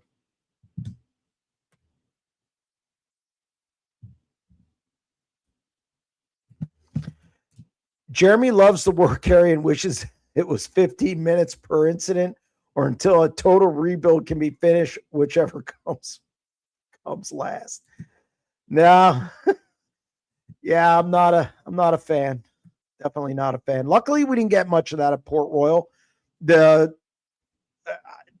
Again, thankfully, fuel stop was enough. I like the Weicker format as all the drivers have to drive hard for the points in the heats. Regular time shows the best timer usually just goes through the motions because of the redraw, and they are in. Agreed. Now, I wouldn't want to see it every night, because I do think your track's got to be good. If your track's not good, you can't have that format. And I think that's a lot to ask every single night. So every once in a while, it's good. I think it shakes things up. I don't mind the High Limit format as it is now. I don't mind the World of Outlaws format, for that matter. But it's always good to get something different every once in a while. I'm all for the change. Do you think Donnie is able to qualify from his preliminary night and not have to run hard knocks? I don't think he'll have to run hard knocks. I think you could see him locked into the B main. They got to time better. It's just, and that some of that can be pill draw. I don't know if he can overcome a back row pill draw at Knoxville the way things are going now. So, and Wednesday's a little heavier from the standpoint of the track. I think it's a little wetter on Wednesday. He goes Wednesdays normally. We'll see what he goes this year, which, by the way, that leads us into an announcement. We will be doing a show on Thursday. There'll be a live show Thursday where we announce the qualifying nights and who goes where for the Knoxville Nationals.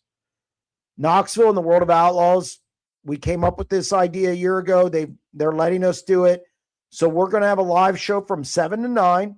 The first hour, we'll announce Wednesday's roster for the Nationals. From 8 until 9, we'll do Thursday. We're trying to do some different things. Maybe get a driver or two on to talk about it, their night, why they picked that night or whatever it is. So I just wanted to announce that. We'll promote it over the next day or two up till Thursday night. But 7 to 9, first hour is Wednesday, second hour is Thursday on YouTube. So check it out. Port Royal should have a used format like Huset's High Bank Nationals. Top 8 in points race against each other to get a better starting position in this high-profile race. That would be the King of the Hill. As long as it's done by time, I'm okay with it. It would have been interesting. Maybe something to do in the future. It's just another way to do it, though. I mean, points, you earn those points. To me, you've done your job. That should be enough.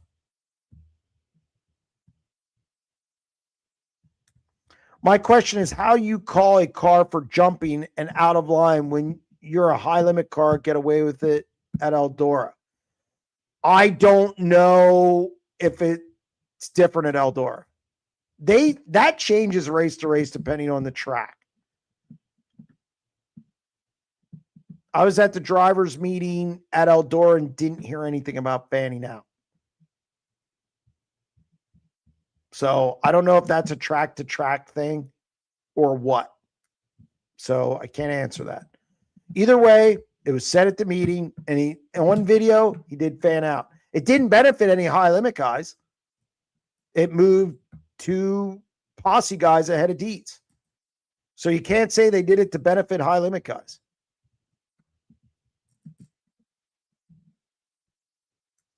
Dietrich 29 Weicker car should have the previous drivers' names on the car. Oh, God. That's a lot of names. That's a ton of names. What tour do you see Tim's joining when it's time?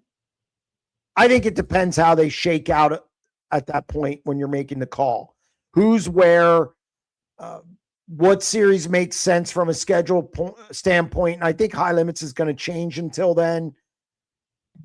I would say just on the surface, high limits schedule because it's not quite as intense and you can run more 6-figure paydays plus the outlaw 6-figure paydays.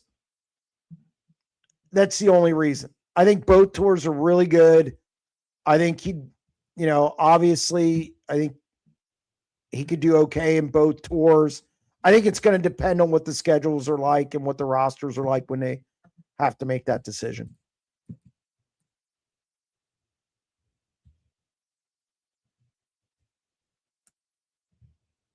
Oh, Will on line 3. Will, how are you? All right. I'll just get right to it. Now, is there no penalty any longer for missing your designated qualifying position? Why do you ask? Well, I mean, I think it would have really affected, starting position in the heat race for Giovanni. And with the limited passing on that track, he would have had a harder time to get a good starting spot for the feature. He didn't miss his starting spot in qualifying. He was in the pit area. He was in the infield at his designated time because I was standing near his car. Okay. Because I thought it was wasn't he supposed to go out second? I have to look at the. It was early. I know that. Oh, I have to look when he's because they ran 3 cars at a time. Correct. But I'm just talking about the designated. Okay, so the designated group he was supposed to be in then. Yeah, I mean, as far used to be. Yeah, it used to be you missed by 2. It's still 2 cars. You can't miss by 2 cars. Okay, so all right, I get it. That was pretty close. Yeah. And he was in the pit area. I was surprised that he got back to the infield before the start of time trials. Because once they go green on time trials, you cannot come to the infield. So Okay. he was in his designated area where he needed to be for time trials. Okay. I guess it's a bit different than when they had single car qualifying. Correct. And if you missed 2 cars, you went tail end Charlie. Yeah, I thought he was one of the first 6 cars out, which would have, I mean, you can't, they do 3 at a time. So it's, you know. Yeah, because when they started qualifying, I don't know if he was on, like you said, he was on the infield. Yep. But they had lined up like 4 or 5 cars already, and they started. Well, and the other thing is too, you obviously had to get through that mess to get back to his spot, and it only hurt him to go later. Right. So, all right. The other thing I wanted to talk about was, gee whiz, Justin Sanders is really taking a fall. You know, he's not hasn't been winning races lately. I blame myself because I said he's going to break the King of the West record. And just for those people who, I've said this before, I jinxed Scotty Scheffler, who's the #1 golfer in the world, and I was making wagers on him, and he hasn't won since. And he's the best golfer in the world. So I blame myself. I don't blame Justin. You know, I think part of that with Justin too is he was running Skagit. Okay, so what I mean by that is tougher events. And I think the fields have been stronger as well. You know, when you're running against Brad and McFadden and Marks, and, you know, when they were out there for the Dirt Cup, and then and Reitzel and all them. Yeah, I think that it's going to be a little tougher than running, I don't know, Santa Maria against just a regular NARC field. I think that's part of it. I also think too, now I understand he's leaving the 410. He's leaving the car up in Washington for the 410 at Skagit next week. He flew home because there's no 410 racing. Business to run. Well, it's that, and there's nothing to run in California really. So he wasn't the only one. It was somebody else. Look, Justin will be fine. I think they're probably battling some. I don't know if they had a couple things that weren't right, and then of course, like I said, the field was stronger for say Dirt Cup and some of those other events on the way up the Dirt Cup. He's going to win his share. Right. He's already going to win the point title. That's given. Sure. Well, lastly, I wanted to comment on what you said recently about local short track racing, and most of all, the tracks that are going to start closing because, they've been hit pretty hard with the touring series. Now there's 2 touring series for, in 410 at least. But because recently I saw the last Friday night at Watsonville, they had 10 360s for 25 laps. Yeah, I saw that. That was terrible. Yeah, I think California battles that anyway, don't they? I mean, normally. I mean, I don't think it's 2 national series. I think local tracks, like, okay, here, for instance, I'd say the average car count here, if you took all the tracks and everything's probably around, if I was guessing, if you take out the sanction shows where you're drawing, the outlaw and high limit races, you're probably in that 29, 30 range. And Knoxville, you can go look at theirs. Theirs is decent. California's always kind of been hit or miss, especially on the 410 side. It's still a 360 area as far as I'm concerned. So unless you're talking Marysville and Watsonville, but I think it's fluid. I don't think there's going to be I don't think you're going to see a big car count boost in California across the board. Do you? No, No. no. I mean, there's just like there's it's expensive out here. No, it's just the way it's just the way it is. I mean, I just don't think that's. Yeah, I just don't. So they are who they are, as they say. That's the best way I could say it. Yeah, because King Speedway's been closed for a couple of years, and you look at how can Calistoga survive on one race a year? I don't know how, but with all this data center bull going around, places are closing. Yes. Hey, look, we're going to have it here, so it's still going to happen. I think we're going to go through a couple closures coming up, and we'll see. We'll see how it all shakes out. It's going to be interesting. Well, it surprises me that like a place like Hagerstown is still around. I mean, is there a track called Penn National? That's gone. Okay, yeah, there you go. All right, Jeremy, thanks for taking my call. All right, Will, take care. All right. What else do we got here? Got another half hour. From Art on Facebook, was Macri penalized Sunday at the finish? I thought he was top 5, but final results showed him as 8th. Yes, he was. I think it was jumping, fanning out, whatever it was. But yes, he was penalized.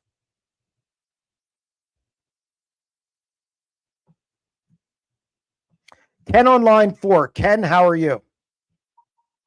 Oh, pretty good this week, Jeremy. I just wanted to give you a call.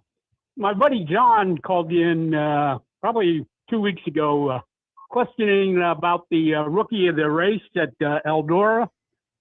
Yes. When I was listening, the reason that Tanner Holmes got the rookie of the race or didn't get it is because the Outlaws only give it to their rookies.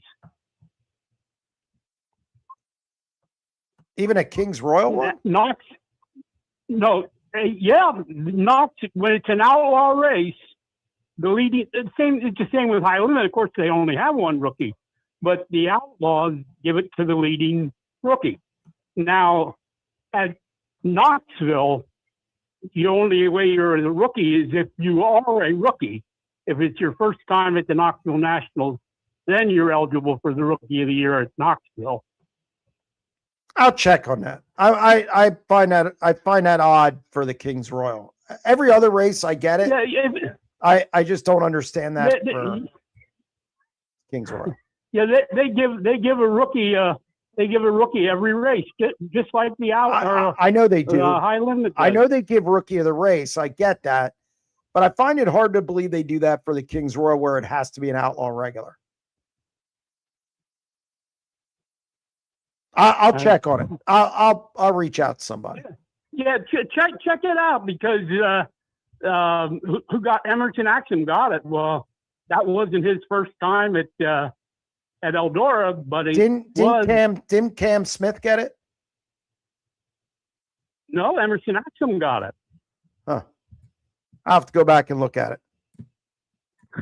Yeah. How much does it? Yeah, Emerson Axum got it. Yeah, that makes no sense because he's already run it. Yeah, he ran it. Yeah, Emerson Axum. I mean, you don't get with the Outlaw. Here's the thing: you don't get paid for it. You don't get money. So what's it really matter? They have those 4 contingencies at the high limit races, but some of them don't pay anything. They just I don't know. People in the chat are saying Cameron Smith got it. Cameron Smith got it. Cameron Smith. Well, I could be wrong about that then. Yeah. Maybe it's different there, but for a regular race. Well, yeah, regular race. Regular race. And I just don't know who got it. I just, look, after the race, I could care less about rookies. I just do. I'm sorry. I do either. But I'm running away. That's why Holmes didn't get it. he's not a rookie with anybody, according to that. Well, But anyhow, the other thing I was wondering about, do you think there's any chance that CJB might get somebody else to buy into their franchise? sure, it's possible if they. Or does Crouch own part of the franchise? I don't know what their deal is. It's under CJB Motorsports. That's what it says on the ownership deal. I don't know what their side deal is. Like, does Brenham own half of it, or that's up to the team and the driver. We don't know that. Yeah. But it's under CJB Motorsports. Yeah, I know it's. I'm sure Crouch is definitely involved in it pretty heavily, and that's where I come up with the thought that maybe some other team would like to buy into that and be part of it. But you never know. Yep. Hopefully he can keep getting a little better, and they won't have to do anything different. Well, we'll see how it goes. Now, those Knoxville preliminary shows, is that this week or is that going to be next week? When's Where you're going to? Oh, no, that's this Thursday. This Thursday night, I'll do that. This Thursday night. Okay. Yes. That's, I wasn't sure when you were saying Wednesday and Thursday if it was next week or No. This Thursday night, 7 to 9. All right. Well, thanks for taking the call. All right, Ken. Thank you. Yep. Take care. All right. Is there an award for leading a race and crashing out by yourself? Oh, my word. Gee, I wonder if who's that in reference to?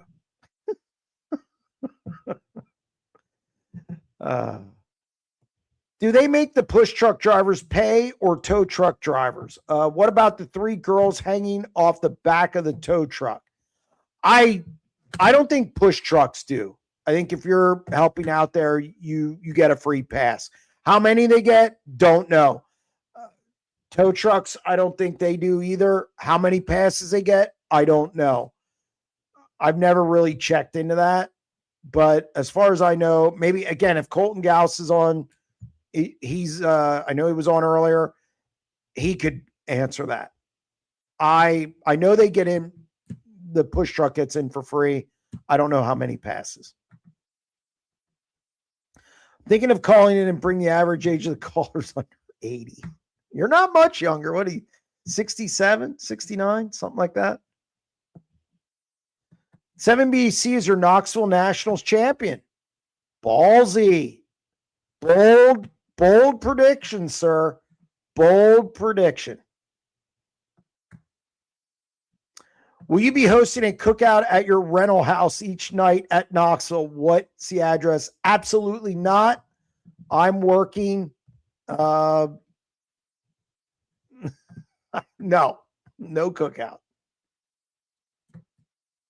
Cameron Smith was awarded the 2026 Kings Royal Rookie of the Year, while Emerson Axsom was the World of Outlaws Rookie of the Race. That's what I thought. Meaning that. Never mind. It's just, yes. Per the Outlaw rulebook, every Woo race has a Rookie of the Race award, which is separate from the King's Royal Rookie of the Year. Yeah, I don't care about the Rookie of the Race for the World of Outlaws. I care about the King's Royal Rookie more. And Emerson Axsom finished 6th in that event before. So I wouldn't understand why they would do that. Now, I didn't know Cameron Smith got it, but I'm not shocked. And just because I don't really pay attention to rookies too much. Knoxville, it just seems different. Have you ever won media member of a race? I didn't. And I don't think I ever will because, well, they don't have such things. What caused the split between Sweet and Silva? I did a 90 at 9 on it this morning. Again, I talked to Brad. Brad told me what he did. I relayed that. Just didn't feel comfortable in the car. It happened at Eldora. He didn't think he was essentially all in enough to race. He's doing it part-time this year. And he just didn't want to make them put in the effort to do something when he's not all in at a crown jewel race. It's just, he just didn't feel, just wasn't feeling it, for lack of a better term. I explain it better on the 90 at 9. I think I just kicked my cat. But it's not, he said he didn't get fired. Their friendship is still solid. It just happened at the night before the King's Royal. The track was fast and wicked fast. And they looked at Brad and said, is there something, you can tell us if something, if you're not comfortable. He said, I'm not comfortable. So they didn't race the next night either. And then he called him a couple days later, and Brad said, I'm probably not going to feel any different at Knoxville. So they just decided, took his name off the rosters. So Brad, I think you might not see Brad again. Maybe, maybe not. And I think if you do, it'll be on the West Coast at, say, the Gold Cup or something like that.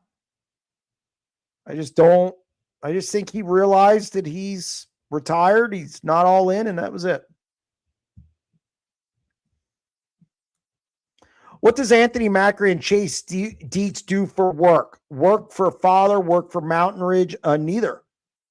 Chase Dietz, I forget what he did, but he quit his job last August and now focuses on sprint car racing full time. I know he watches film. I know he's in the gym. I know and I actually was, somebody was talking to me about that this week. Macri, same, full-time sprint car driver. On a serious note, how can we nominate you for Sprint Car Hall of Fame? Dead serious. You deserve it. Well, thank you.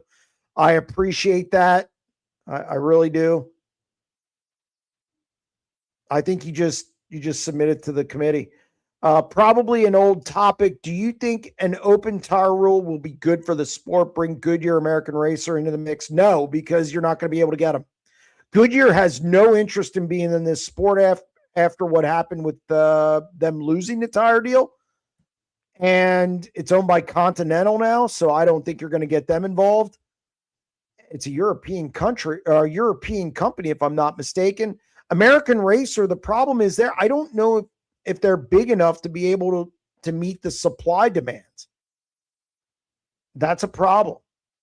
Or no, Hoosier's owned by Continental, not Goodyear. I'm sorry. But no, Goodyear, I don't think Goodyear, I know Goodyear doesn't want to be back involved, and American Racer's a supply problem. I don't know if they could, with everything else they do, if they could meet the demand. So I don't know if it, it would be good from a competition standpoint because competition's always good. I just don't know if the tire companies could meet it. Or I should say tire company, because Goodyear's not getting back in. And sorry, I misspoke. Continental is the owner of Hoosier. My bad. Misspoke. Jeremy sponsoring the work area tomorrow night at Babs. No. I have no interest in that. No. Something I would never sponsor. I think of Eagle lets their drivers in for free when the previous week goes caution free feature race. Well, that's interesting. It's an interesting little carrot out there to not crack stuff up. Grandview and Bridgeport both in trouble and not good for modifieds in the region. Agreed. Grandview, it's 50-50. I don't know what's going to happen at Bridgeport. I know it's a big ask, what they're asking for it. I don't know how it turns out. I think we could lose 4 tracks in the next 2 years. Big reset button in this region. 69K finally found some speed. Yep, the track conditions definitely helped them.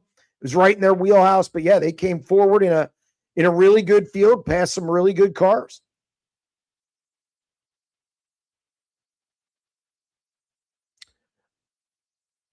Other than Larson, nobody gets more out of their 410 than Day. Always pushes that to the limit and over at times. Fair statement. What's your opinion on Dietz potentially being in the NOS car next year? I think there's no chance of that. Will Sharks win a round in the playoffs? I think they make the playoffs this year. I like what they've done in the offseason. Bringing in Nurse from Edmonton as a defenseman, I think was really good, which is what they needed. I think their goaltenders being a little older will help. Do they win a round? I'm going to say yes. They win their first round, and then they get knocked out. Chase was a property adjuster. Thank you very much. Who's your pick to win at Knoxville? The Nationals, I picked David Gravel. There's only so many times you can have heat race problems. I think he wins. This year, I think he wins it. Come on, folks, hit the like. 480 likes. We're better than 200 hitters. That's funny. Thank you. I appreciate that. Did Thorson have a charter? I only knew of JMR selling a charter. Yes, Thorson did have a franchise. Rod Gross Racing did. Rod Gross sold to JST, which is Jason and Chantel Tessier. And he sold the team and the franchise.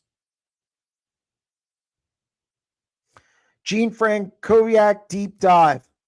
Be a good one.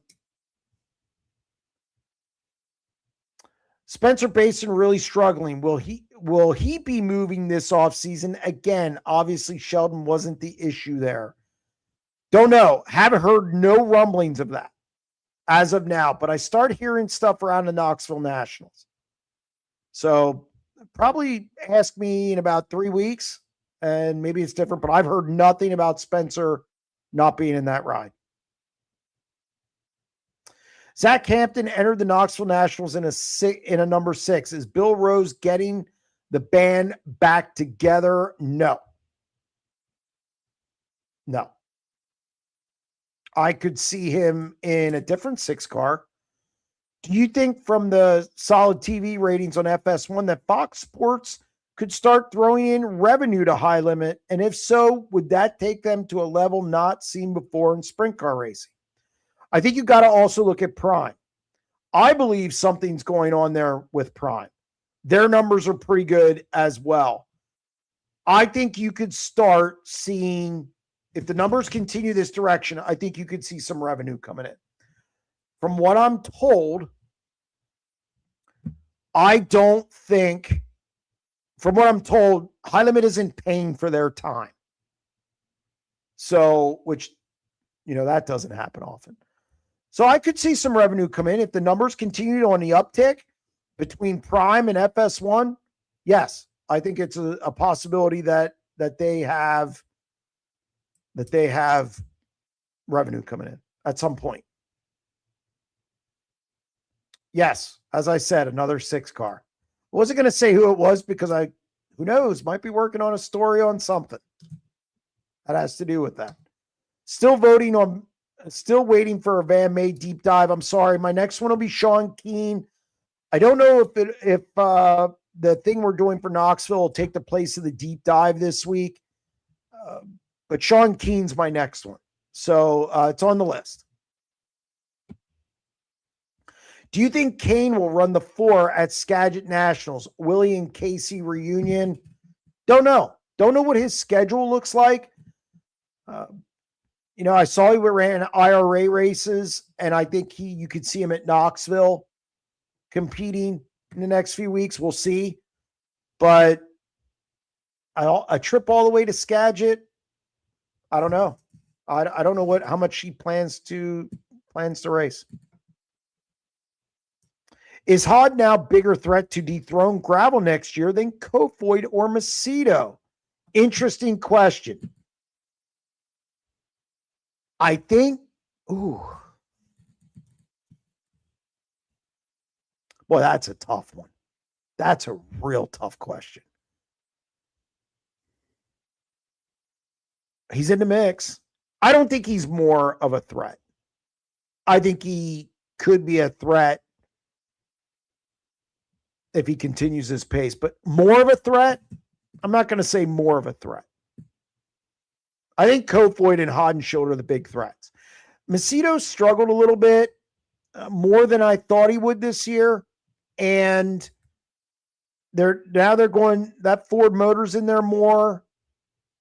I think they're still working on that. So I would say Kofoid and Hodenshield are equally the biggest threats. What do you think of Ryan Smith run on Saturday night? I thought it was impressive. I think sometimes Ryan Smith maybe gets labeled in a negative light or that he's holding that team back. I don't buy that. I think his driving style suits them perfectly.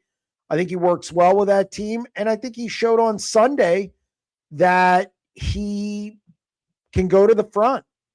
I think if there would have been more laps, I think he would have been even closer to the front.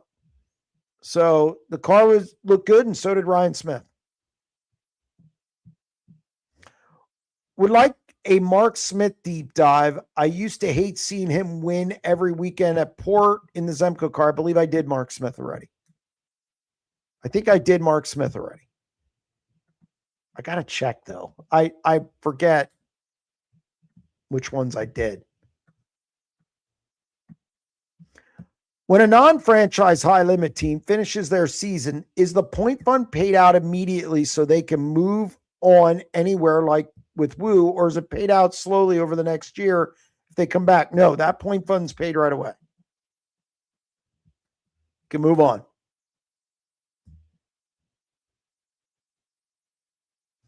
Do crew guys on top-tier sprint car teams typically get bonuses based on race performance? Not asking for a friend, just honestly curious. Yes, there are some crew chiefs who get a percentage.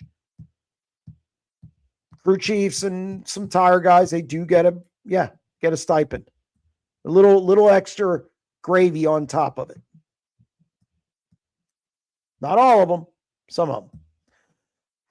How do you think Macri would do on the West Coast tracks? Many people struggle over here and otherwise don't struggle elsewhere. Macri's already fared decent at Tulare. I believe he finished in the top 5 of Trophy Cup AMA. So I think Macri would do just fine. How many bigger drivers in PA and the National Touring Series actually work on their car to run their team like Marks, Reitzel, and Dietrich? Not many. I think they help out in a pinch, obviously motor change, something like that. But I don't think you see that too much outside of those few guys you mentioned. Usually it's when you're really up against it. Macedo helped out. I think Cole Macedo is one who helps out a lot. Carson did when they were in the work area at Eldora. So I think other than that, though, I think it's not much. Car count for BAPS, 45.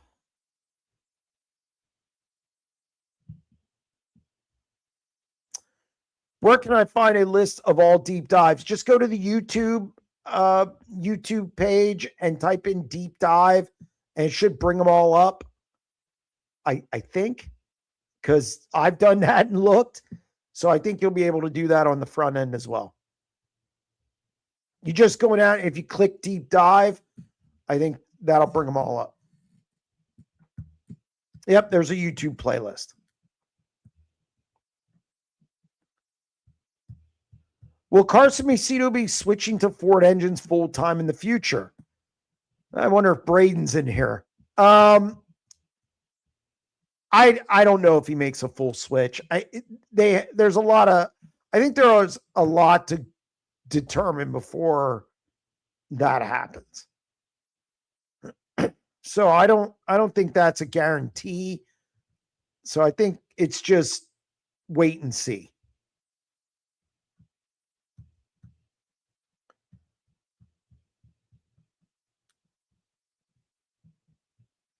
Maybe Thorson's performance has been off because Gross did want to spend money, and they have been running some tired engines. I guess that could be possible. Maybe it's an engine issue. Don't know. but they've definitely fallen off.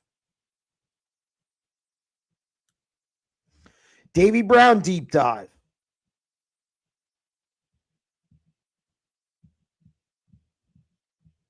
$360 Nationals purse is pathetic. $3,000 to win, $250 to start prelims. Third place Saturday, only $5,000. Yeah, it could be better. The sad part, they have been improving it. It used to be a lot worse. The Capitani was one that wasn't good. It used to be $4,000 to win. Get 80 cars. So they are working on raising those purses little by little every year, it seems like. So it's at least being addressed and increased every year. It's about time and long overdue.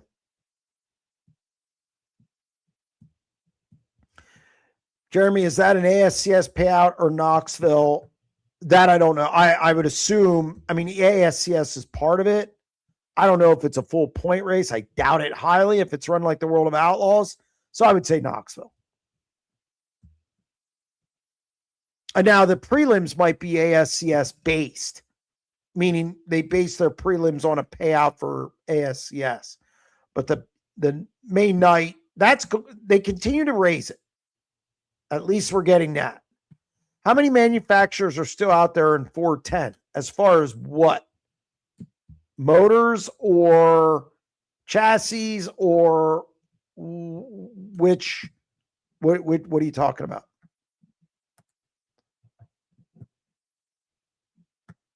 Are you aware of a non-touring consecutive wins record?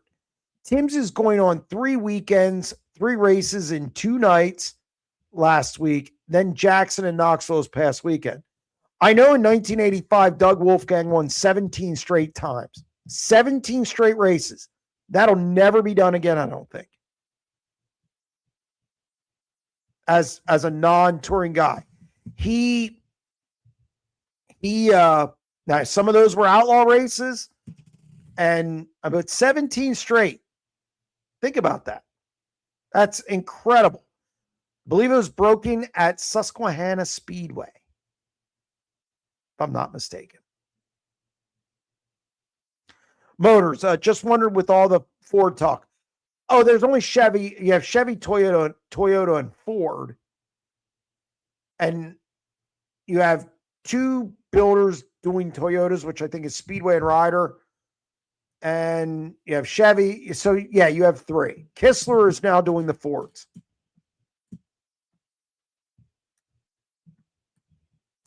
Correct me if I'm wrong. Is Sprint Cars the only series that starts the fast cars up front versus modified and late models always invert every feature? Yeah, I think on dirt, pretty much. But I also think they're way different disciplines. Way different. And their races are a lot longer in modifieds and late models. They have those 100-lap marathons. Can't do that in sprint car racing. I think I kicked my cat again. Will you be at Oskaloosa? Yes, I will. I'll be in the infield.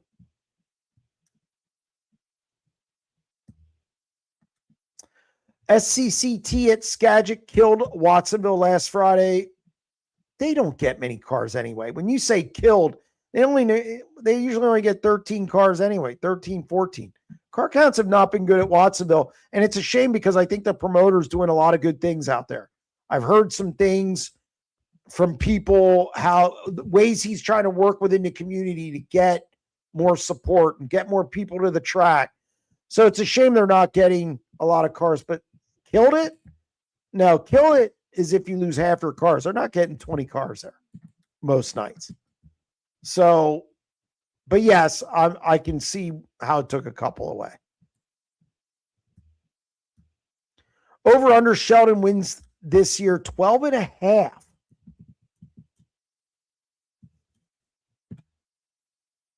That's so tough. That's good number. Good number. Because, see, and the thing is, he could sweep the weekend at Peevely. But Kofoid's excellent at Peevely, too. Then you go to Knoxville. You go back to Houston. He's pretty good. I'm going to say he gets 12. So I'll say under. Is the 1A going to the Nationals? I'm not sure. Not sure on that one. I don't think he's entered as of yet. I'm quite worried about track closures in the next 2-3 years. Fan turnout is marginal. Costs in general are squeezing fans and race teams. Fuel costs, unfortunately, all the bad stars and moons seem to be lining up. The National Series might be fine, but without successful weekly racing programs, puts more and more pressure on promoters and track owners. I agree.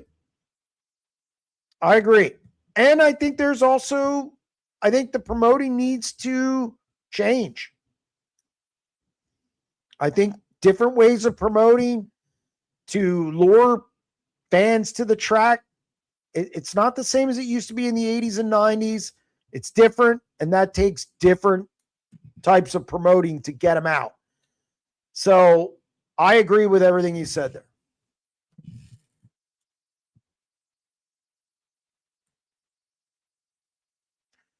Is the rumor true that John Westbrook's 1W is going full-time Outlaws next year?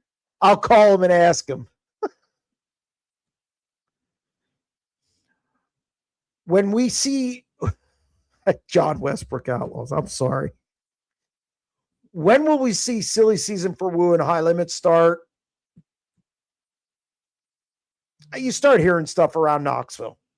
That's when things kind of ramp up a little bit. Any Woo teams making the jump to High Limit next year? I haven't heard of any. That doesn't mean they won't. I just haven't heard of any as of yet. Look, both factions have their owners meeting at Knoxville. That's when I start hearing stuff about that. Why would Port add new clay mid-season? Thought that was an off-season thing. It should be an off-season thing. They've done this before. They've actually done it right before the Tuscarora 50 in the past. For some reason, they do that. I have always seen the most success occur when they did it during the off-season, so it can kind of knead in with the other rest of the surface. But they do it during the year. And I don't think that necessarily worked this year. So I don't know what the answer is up there. 71 cars at Lincoln Park, great numbers, outstanding numbers. We were talking about it when it happened.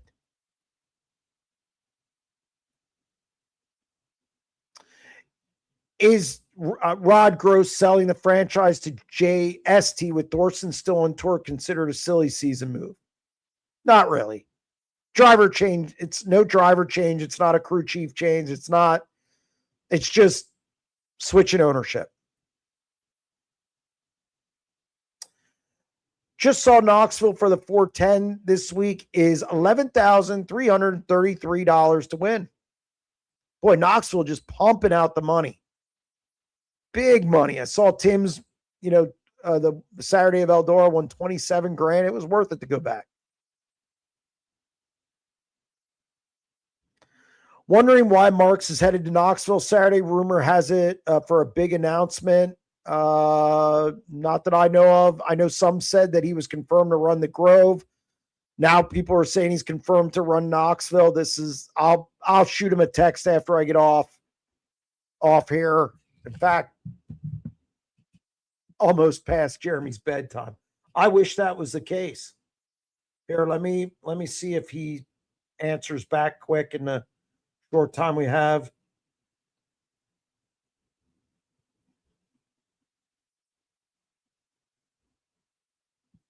We'll see what he says. Jeremy, who's your pick for the Ironman at I-55? Kofoid. What about Abreu needing a provisional? Shocking weekend for Rico. I always expect Rico to do well at Port Royal. Brent Marks will be running the Grove this week, but he's not running BAPS. So he just shot me a text. So it is the Grove. He will not be at Knoxville. But I was shocked by Rico's not being good at Port Royal this weekend. Port wasn't the same old Port either. And I think that has something to do with it. I think it might have thrown him off. If Tanner Holmes doesn't perform on the West Coast, will he be in the 13 next year? I think he's done enough to be in that car next year. He got a win already. And I didn't think he'd get a win this early. I thought if he was going to win, it would be on the West Coast. He's been faster in time trials a little bit, and that's put him in better spots. I think if he would have not crashed at Ransomville, I think you could just 100% say that. You shouldn't have a moat in the track. I don't care if it's a dip, moat, whatever. I think that's just insanely stupid. But especially for a sprint car, modified, you get away with that, but not a sprint car. So I'm not going to put that on him too much. But I don't know. We'll see. I think they're probably happy with him, especially getting a win already, because I didn't have that. So I don't think he needs to, but you never want to leave it to chance either. Anything can happen, and who's going to come along as well. Is JST committed to Thorson? Thorson said at the beginning of the season that he seriously considered quitting at the end of last year. As far as I know, they're committed to Tanner Thorson. And he was quitting before he got in that ride, is what I was told by Rod Gross today, and in the deep dive we had on Rod Gross. I don't think he was quitting at the end of last year. Just got a franchise. Why would you quit? He was quitting before he got in that ride. He was going to quit. In fact, I talked to Tanner about that. No, they're committed to Tanner. Dietz over under 25.5 wins. I said he's going to get, well, I've already been wrong about it. I said he'd get to 15. Obviously surpassed that. I said 24. So I'll say under. Jeremy, do you think Anthony Macri will win in PA this weekend? I think he's going to be in the hunt. I like Dietz at BAPS, and I like Gravel to win one of the Grove races, and I like Sheldon to win one of the Grove races. Is Huset's in negotiations with Flo? I hear Knoxville is. Yes, Knoxville's contract, its streaming contract is up for grabs. It is. No, they're going to talk with Dirt Vision too. So it's not like they're negotiating with Flo. Basically, it's going to be a bid thing and go from there. Huset's, not that I know of, but I wouldn't be surprised. I mean, Todd Quirin's a businessman, probably one of the sharper businessmen in racing. And I could see him negotiating tough with whoever it is, whether it's Flo or Dirt Vision. He wouldn't be doing his job as an owner if he didn't do that. So, but yes, Knoxville, they're up for bid this year.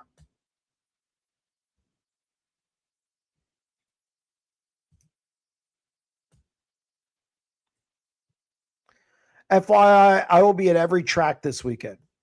So will I. All right, guys, that's a wrap on questions. We'll see you on Thursday night for Knoxville Nationals prelim reveal show.